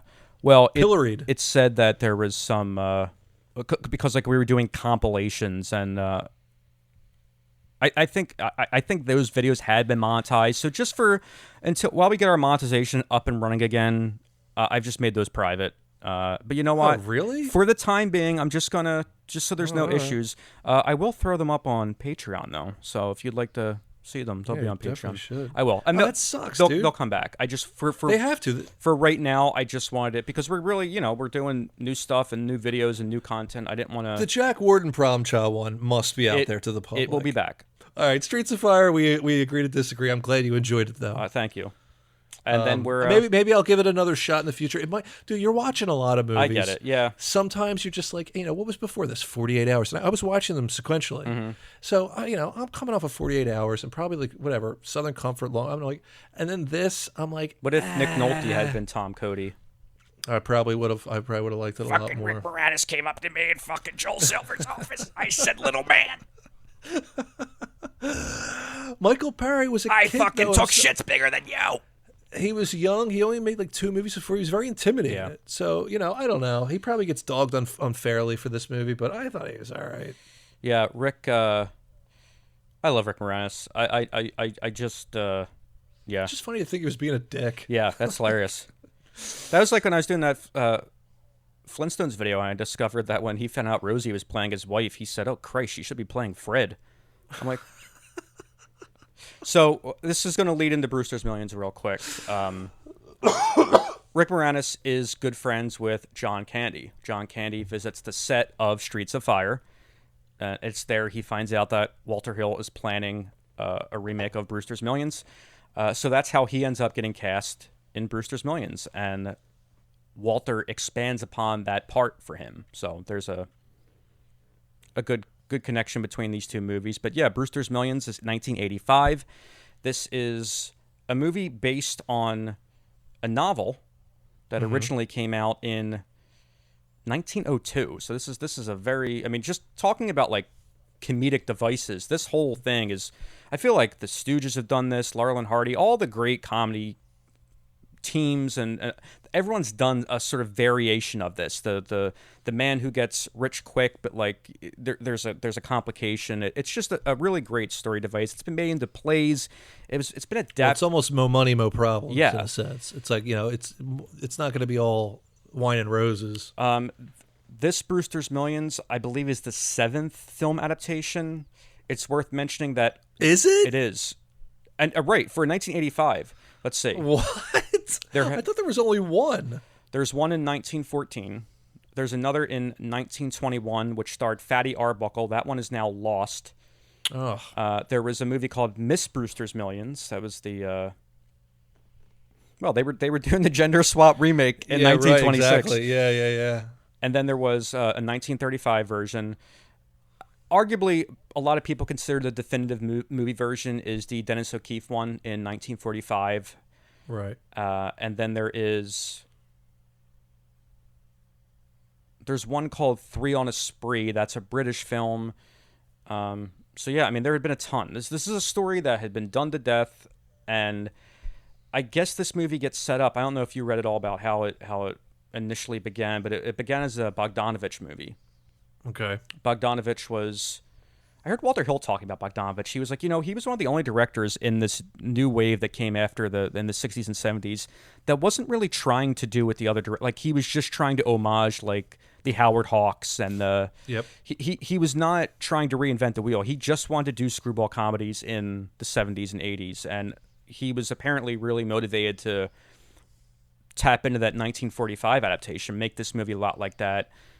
It just doesn't end up happening with him, but yeah, Walter Hill gets involved after the success of 48 Hours, showing that he could, do a movie about that starred two very different leads, and it is written by Timothy Harris and Herschel Weingrod, who had written Trading Places, and I hadn't seen this movie in a long time. I was shocked at how much like Trading Places it felt. It's very Trading Places. With the evil, scheming older two men. And well, there's that part. Yeah. But, yeah. But you had seen this movie growing up. You said on cable. Kind of, yeah. And it was in heavy rotation at one point. I was just catching it all the time. Yeah. I think it just grew on me. I haven't seen it in years, so I just I love it. I mean, I love this still movie. love it. It's yeah. It's not perfect. It's not the greatest movie. It just has a comfy feeling to it, and like, it's a lot of people say it's like, I saw some critics reviews where it's like it's not screwball enough or something. I'm like, it's just enough screwball for me, man. Like I find it fun. I like the screwball in this. Little baseball pun. Yeah, right. But like Pryor and Candy have great chemistry. Well, I got some Go ahead. issues there. I think Pryor's wrong for this role. I haven't seen this movie, like I said, probably like 20 years. I thought John Candy was great. I mean, and I love John Candy. I'm always obviously preaching at the church at John Candy. I was really surprised by just how fucking good he was in this, and funny. And lively, and just like he commands a presence in this movie like that. I think there's an energy in this movie I really like. Like when Brewster first gets out of the after he first hears about his inheritance, and like all of it's like a whirlwind, like everything starts and the kicks people are off on the right street there. with him, and for the most part, it kind of keeps that pace to me at least. I don't know. I like Pryor in this mode. Well, this is his first movie after the accident, so whether that's factoring into it or he was just trying to do something more subdued, I think that was it. I think he wanted to do something a little more, more just like broad comedy, not doing the Richard Pryor thing. And he's someone that, like, when you watch, I don't know if you've ever seen any of the Gene Wilder, Richard Pryor movies, but like they exist there's a wavelength there that's just complimentary, and that's lacking with him and Candy.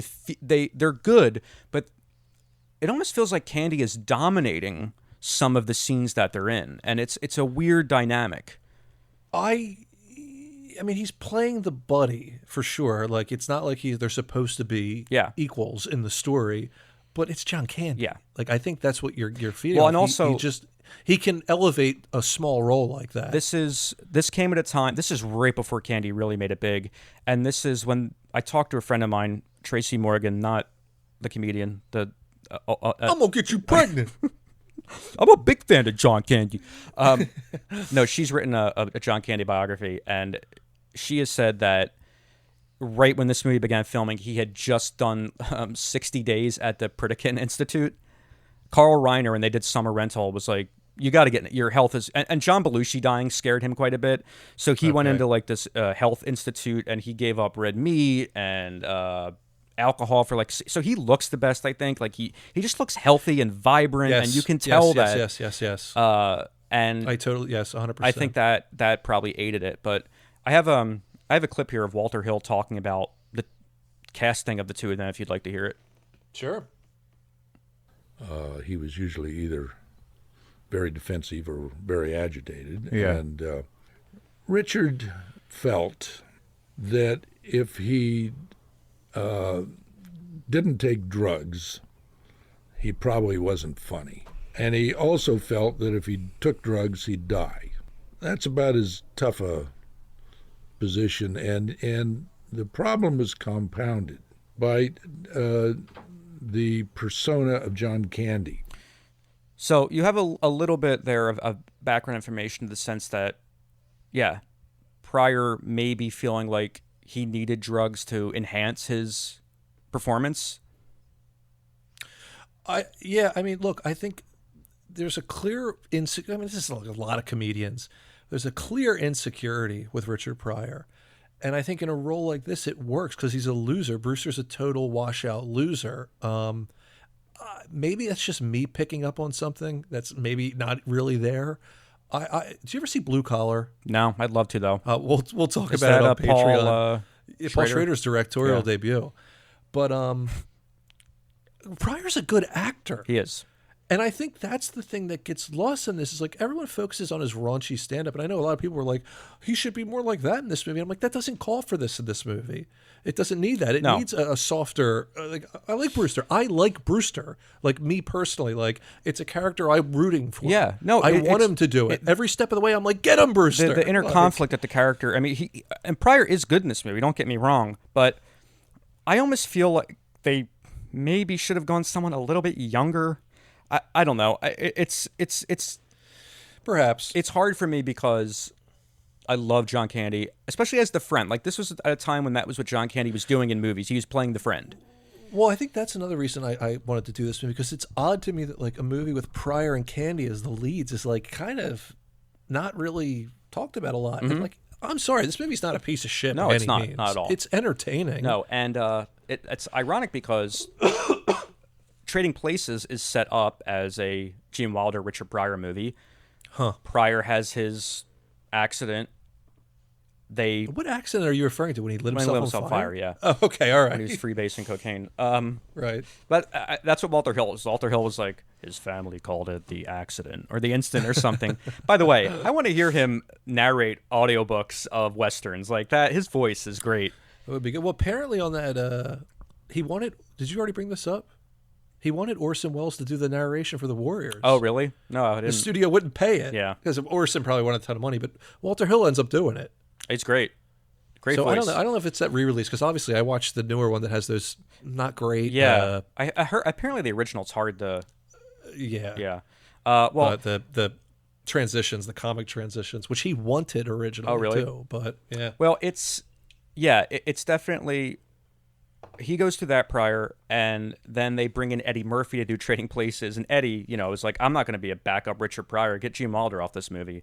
So they get rid of Gene Wilder. They bring in Eddie Murphy. So it's just like this weird and say what you will. I know you say it feels different. This movie is trying to tap into the Trading Places. In this, in that vibe. Yeah. Okay, fine. I'll give you that. Here is Walter Hill talking a little bit more about their casting, though. And John was one of these guys. As soon as he walked through the stage door, he was on and he was funny. And he loved being funny to the crew, and he knew everybody's name. Yeah. And he was just loved and funny, a great guy.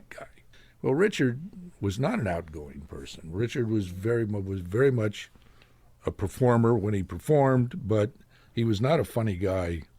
Just off, off, and he would stand kind of hunched over. He spent most of his time in his trailer, but I remember he would be this kind of hunched over watching Candy. Getting the laughs. Yeah, getting the laughs with. Yeah, I mean, as a comedian, that's got to be. This motherfucker. Yeah. That's. There's. Well, like I said, when we get into Patreon, I'll talk about Schrader's experience with Pryor on the set. But he was a miserable man. Yeah. He was a miserable, wounded, insecure person. And obviously, you can mine a lot of comedy from that if you're smart enough.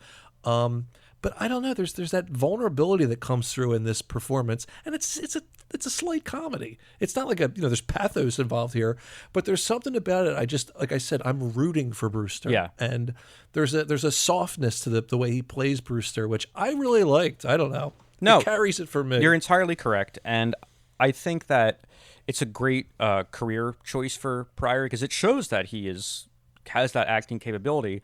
But I think that it was probably like he probably felt somewhat of a stranger on that set. And I mean, I think he felt like that on every set. even Gene Wilder said, like, we saw each other. The only times we saw each other when we were making movies or like doing press for the movies. Like, we weren't friends. Right. And he tells a story in his autobiography where on Stir Crazy, it was a hot day and the craft services were serving watermelon. And then like the crew started throwing it at each other and like a piece landed by Pryor's feet.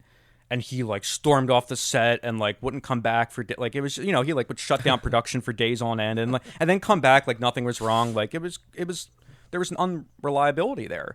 And yeah, I do think that they work together as a pair in this, but it is definitely an interesting pair. Their casting is interesting for sure. I guess for those that don't know, the movie, the premise is Brewster is this minor league pitcher for the Hackensack Bulls. And I love that set, too, that opens. Yeah. The field with the freight train tracks that go through the outfield.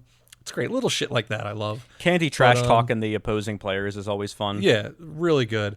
But they win a game, then they go to a bar and get in kind of a bar fight, and they get arrested. By the way, I don't know what two guys are picking a fight when John Candy in 1985 is on the other... is who the guy you're picking a fight with. It's like these two guys that are... Who was the white guy? Because it's like their duo. The white guy that... I can't remember. It's somebody. Damn it. Oh, well, it's not really important. But, Yes, they... Oh, I know it is. It's Captain Turner. That's another guy. Man, I'm going to fuck up. Who? I looked his name up. In Deadwood, there's a character, Captain Turner. This guy plays a bit role in like almost every. He's not a super well-known name. His character is very pivotal in Deadwood. He is like in every Walter Hill movie. They must have been buddies. Alan or something. Graff. Yes, I think that's him. Was Captain Turner? Is that what you looked up? Yeah. Dude. Yeah, he was primarily a stuntman, and I guess he ended makes up in movies. perfect sense. Yeah. Yeah, he's in like every one of these Walter Hill movies. Anywho, so they get in a bar fight with him, they get thrown in jail, and they can't make bail, right? So then all of a sudden, this Joe Grafassi, who's playing this photographer, shows up to bail them out. And Brewster has been seeing him in the crowd, like taking pictures of him. He thinks he's a scout for the majors. So he bails him out, and they take him. By the way, the real city. quick, I do like when they're brought before the judge, and she's, "How do you plead?" And John Candy goes, "Oh, guilty," but with a real good excuse. And Pryor just goes, "I plead not guilty." Yeah, like, dude, it's a silly movie. Yeah. And but it's I don't know, it's charming. Yeah. It has a charm to it that I just can't. I don't know. You also just forgot to mention, not that you forgot, but didn't come up. But Jerry Orbach is playing their coach. Yeah, who's the perfectly cast as a middle Yep. Or a minor league baseball manager. Yep. Just suffering at all times. But the crux of this thing is I like the premise too. I think that's what really gets me in this movie is that I just like the premise. So they drag him into the city, Manhattan, to this lawyer's office, and they sit him down and they play him this tape.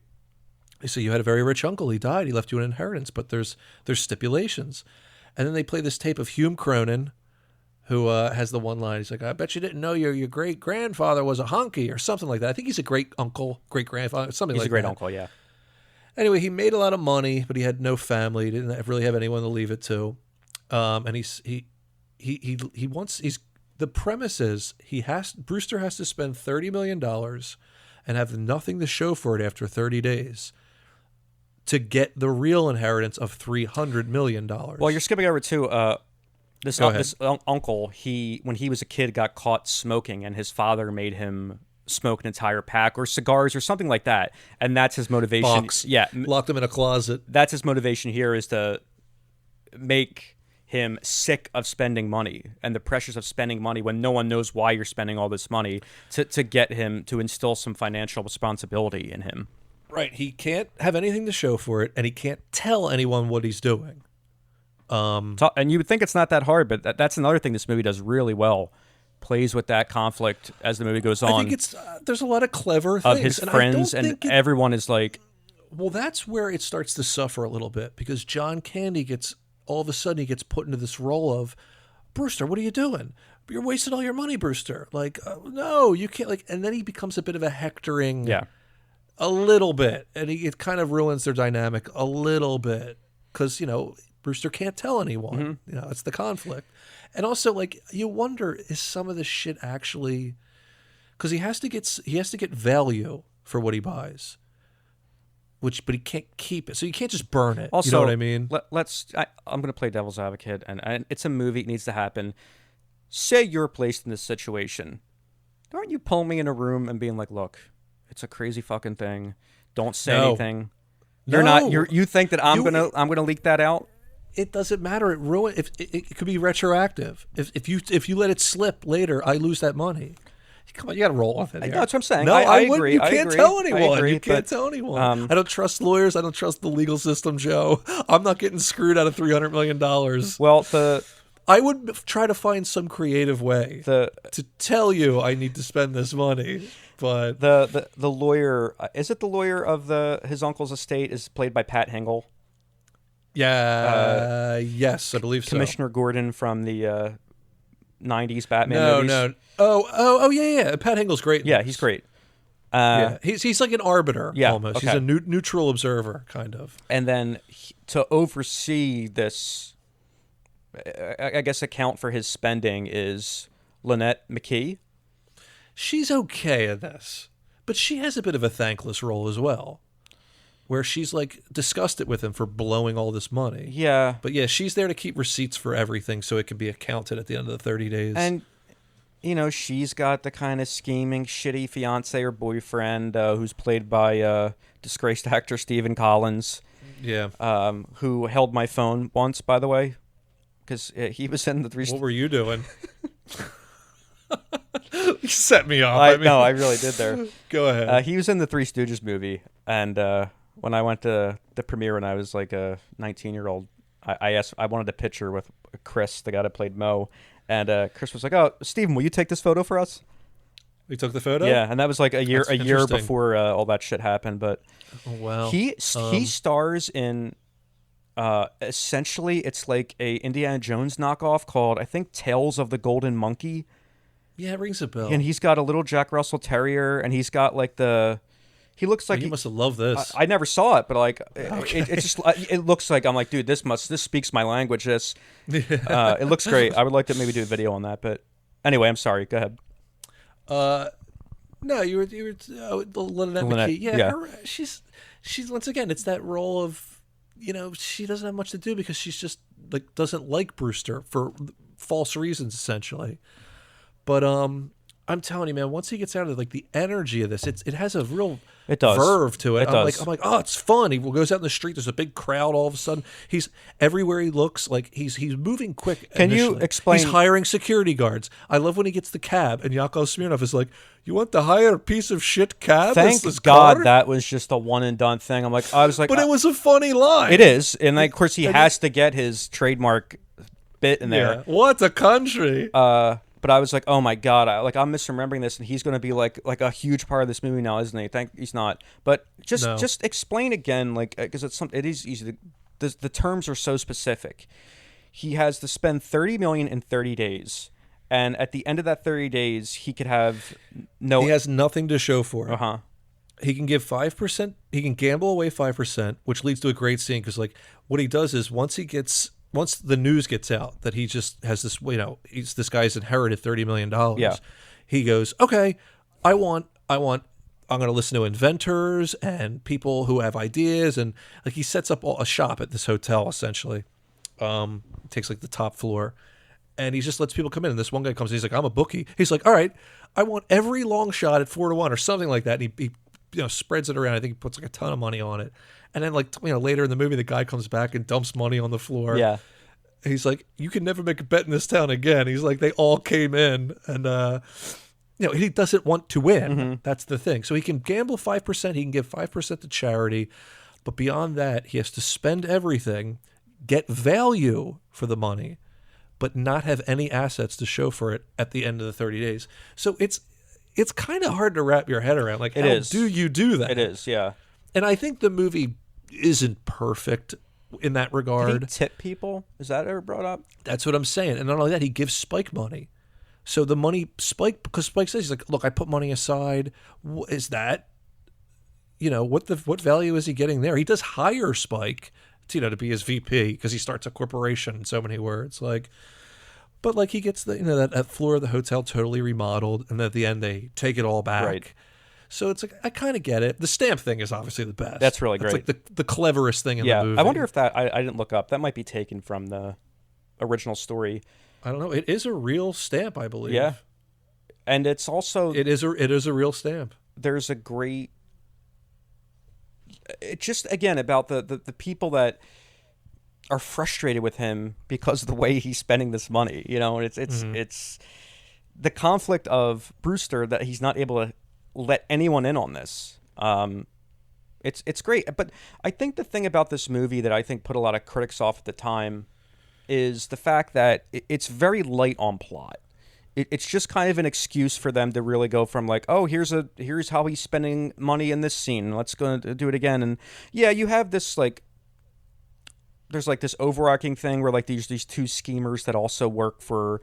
So if he fails, these two, they kind of get the money. The associates of the uncle, they will get the money. So of course they're scheming, and it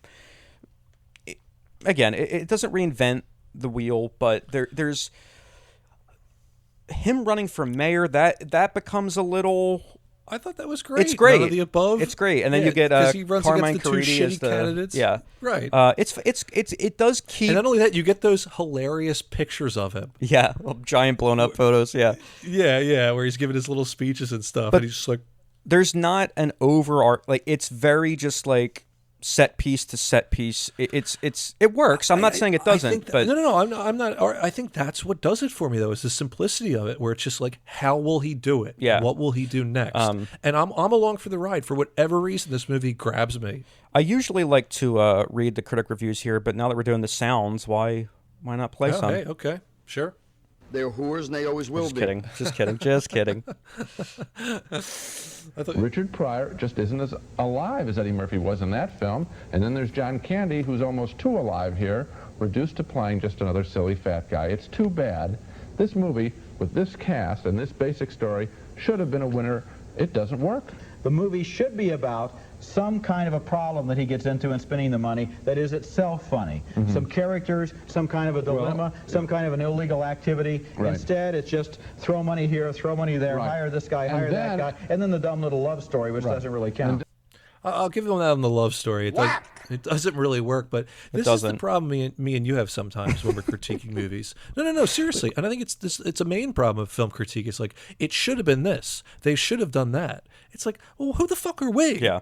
Who is Ebert? Like, you didn't make them. Like, so it's a weird critique kind of to say it should have been this, where it's like, well, why? Like, he runs for mayor. That to me is a big thing, because then he's going to win. Yeah, and he has to drop out because he'll get He's a got salary. the exhibition game with the Yankees, because really all he cares about is getting back into the majors. Yeah. And that, by the way, they get smoked by the Yankees. I'm not a huge baseball fan, but I love the Cubs logo. I love the way it looks. That's what I'm saying. Like, I think like that's how that he John looks Huston initially. thing. Yeah. When he's cool. running around that, and then at the end when they're taking all of his suits away, and the last thing he's left with is he's back in the Cubs jersey. I'm telling you, there's a classic feel to this movie, which it rings true to me. This does have like a Frank Capra. Yes, it does. And Pryor, like I said, he's a done. His character Brewster's done. Mm-hmm. So he has like it's like there's a new life has been breathed into Brewster, and I don't know. Even the way this movie it does abruptly end.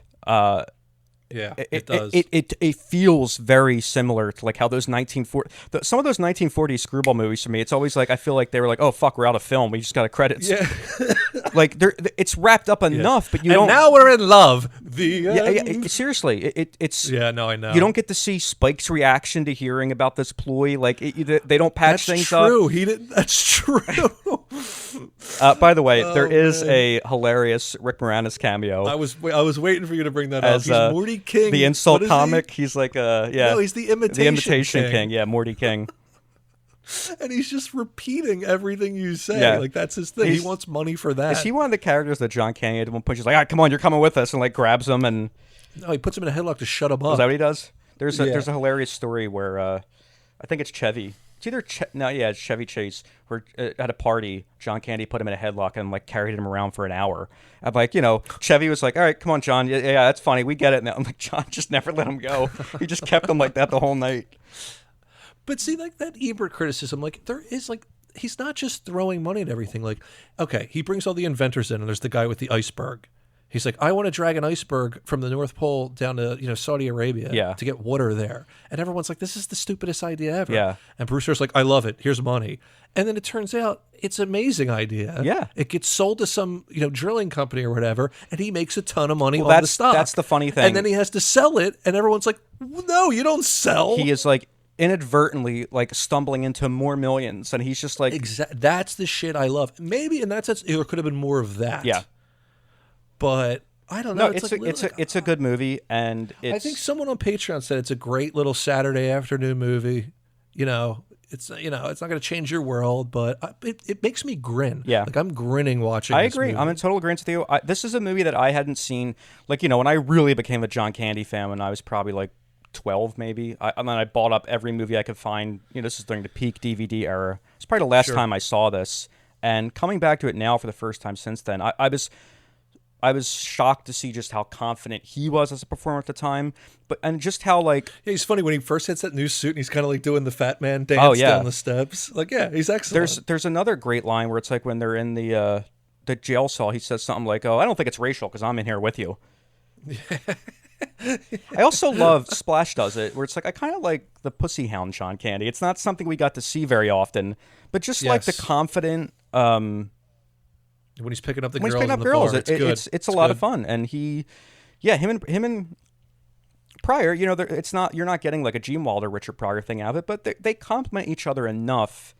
It's just hearing Walter Hill express that like there was a little bit of a something behind the scenes there of maybe envy on Pryor's part about how charismatic John was able to be with the crew. Yeah, it's why can't I be that? Yeah, I'm this great genius comic, and everyone loves me, and I can't be that.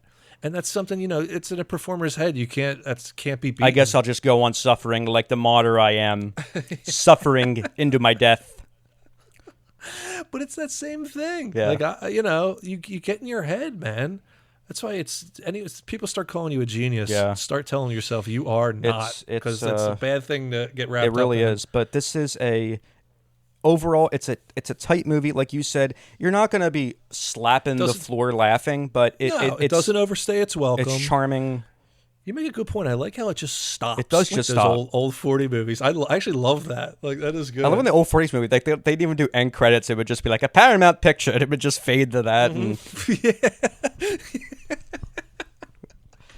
And if you missed who was in this movie, you're fucked. We're not doing any credits. I mean, like I said, I've watched a bunch of Richard Pryor movies. Blue Collar for one. Yeah. I'd recommend anyone see that because there's gonna be a little space here with this and the Patreon release. But I just think he's a good actor. Who never got his due. He gets too wrapped up in all the bullshit behind the scenes with him and the stand up, which is whatever. I'm not the biggest stand up fan. I might check out some of his stuff. Ryan, I don't know if you know this, but in doing research, I discovered that there's a sequel to this movie that came out last year. Dude, I saw that just today. What? I haven't seen it. Would you like to take a look at the trailer? Yes, 100%. All right, I want to do that. So this, there's nothing more I want to do right now than that. Is he in it? Cheers, everybody. To a productive day. Morgan, you helping multi-million-dollar companies defraud their shareholders just so... that's Pryor's daughter, I believe. That jacket is Really? The older woman, Hey, yeah. girl, I love your jacket. You look good. Hi. Miss Brewster, my favorite regular. Is my table ready? Your card. It's not working. Try again. I've tried it 4 times. Ma'am. Don't ma'am me. Oh, hey, I think she's playing his daughter. Okay, that makes sense. I was going to say she's rich already. Either you complete these tasks by Christmas Day or refuse, leaving you without a dime to your name. Can I at least have a reality show follow me around? No. I'm supposed to be helping people and thinking outside of myself, This looks right? so awful. Oh no, she's got to be nice. No. Why do you care so much? This is bigger than the both of us.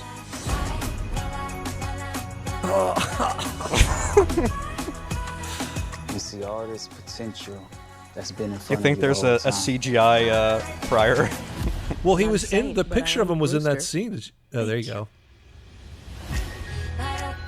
That ain't him. God, that was like the worst picture I've ever seen of him. Hold on. I gotta go back and look at that. She's a Brewster. I understand, but that is not Richard Pryor. Who is that? No, it's the worst drawing I've ever seen of Richard Pryor. Oh, fuck, I can't get it right. That's so bad. Looks like Chris Rock. Dude, that is Hold horrible. on, I gotta look this up. What are you looking up? It's supposed to be his daughter. Here we go.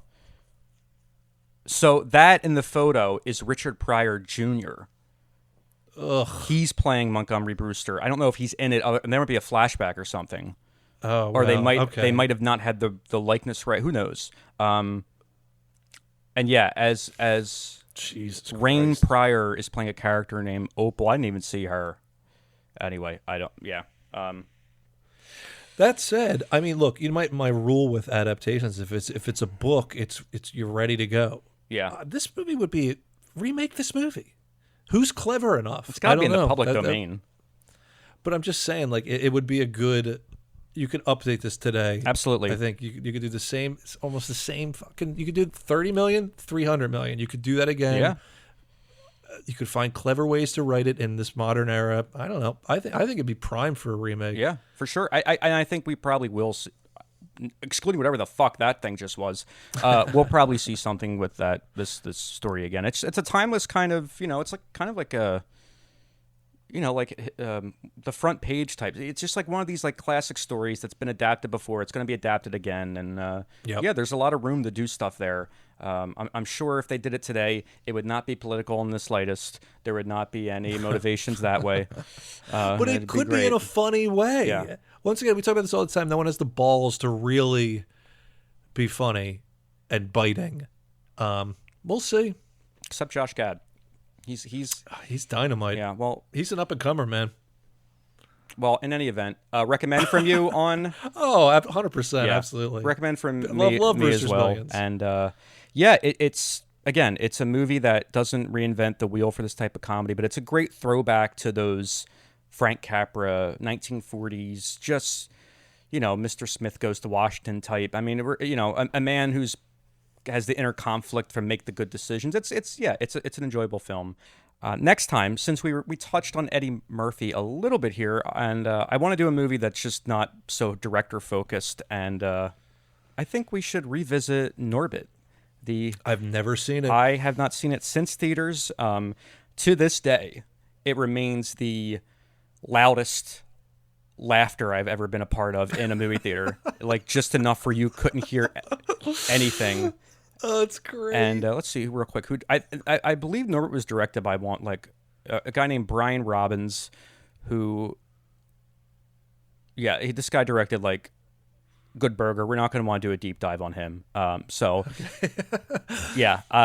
be a more casual. It will be. We'll be a little bit looser. If you want to follow along, you can just watch Norbit. Yeah, and then on the Patreon after show, and for it's this, reviled too. It is. So I'm interested to see if it's as bad as people say. Well, I have a feeling it won't be. You know what people usually say about the critics. They're whores, and they always will be. I mean, that's so true, Jer. By the way, we're coming back with a third Jerry. I've got enough material. I just wanted to put some space between. Oh my god, the trilogy. It's seriously. I would compare it to Star Wars. Is the first one? The first one was like this little let's just like. The second one's our Empire. I don't think we're ever gonna. But I gotta. No, and if you guys haven't seen it on YouTube, check it out. Joe did a really good job with cutting in the video from the interviews. Yeah, and I did that Joker trailer. That was just so much fun. Yeah, I was also enjoying it. It really fit. Well, that's what when I was listening to him. That one where he was like, "If I don't feel like getting crazy, I don't do it." I'm like, "Holy fuck, that's like a Joker thing." I was thinking like in Batman '89, he would have been a good. I mean, Nicholson's great, but he would have he could have done that. I think so. I think you're right. But yeah, we're gonna come back with that. And we got a lot of stuff, on Patreon, a lot of bonus content. So check us out there, patreon.com/almost-cult-classics, $5 a month. Wow. A lot of content. And we'll be talking about more Walter Hill movies and some Richard Pryor movies. Yeah, you want to, what are those Walter Hill movies you... let me see here. We got Red Heat. Red Heat, Extreme Prejudice, another 48 Hours, Trespass, Jesus Christ. 2 hours, I'm getting, my mouth is starting to not work. Wild Bill and Undisputed. Now, see, this I'd cut out. I really hate this. And Undisputed, and like I said, we'll talk Wild about Bill. Yeah, Wild Bill definitely is on there, and Yeah. we'll talk some Richard Pryor movies too, with a special focus on Blue Collar, one that I had wanted to check out for a long time. Awesome. And I finally got around to watching. Yeah, we're gonna come back with that soon. But yeah, appreciate it. And then we obviously have those Joe's Shelf and Off the Radar stuff coming too. So stay tuned And for maybe that. some other stuff you'll be seeing soon. Some interesting surprises. I Yeah, think. you never know. But thank you so much for checking out this episode. If you don't support us on Patreon, maybe you'll consider supporting us, and you can join us over there for that follow-up. Thanks for listening.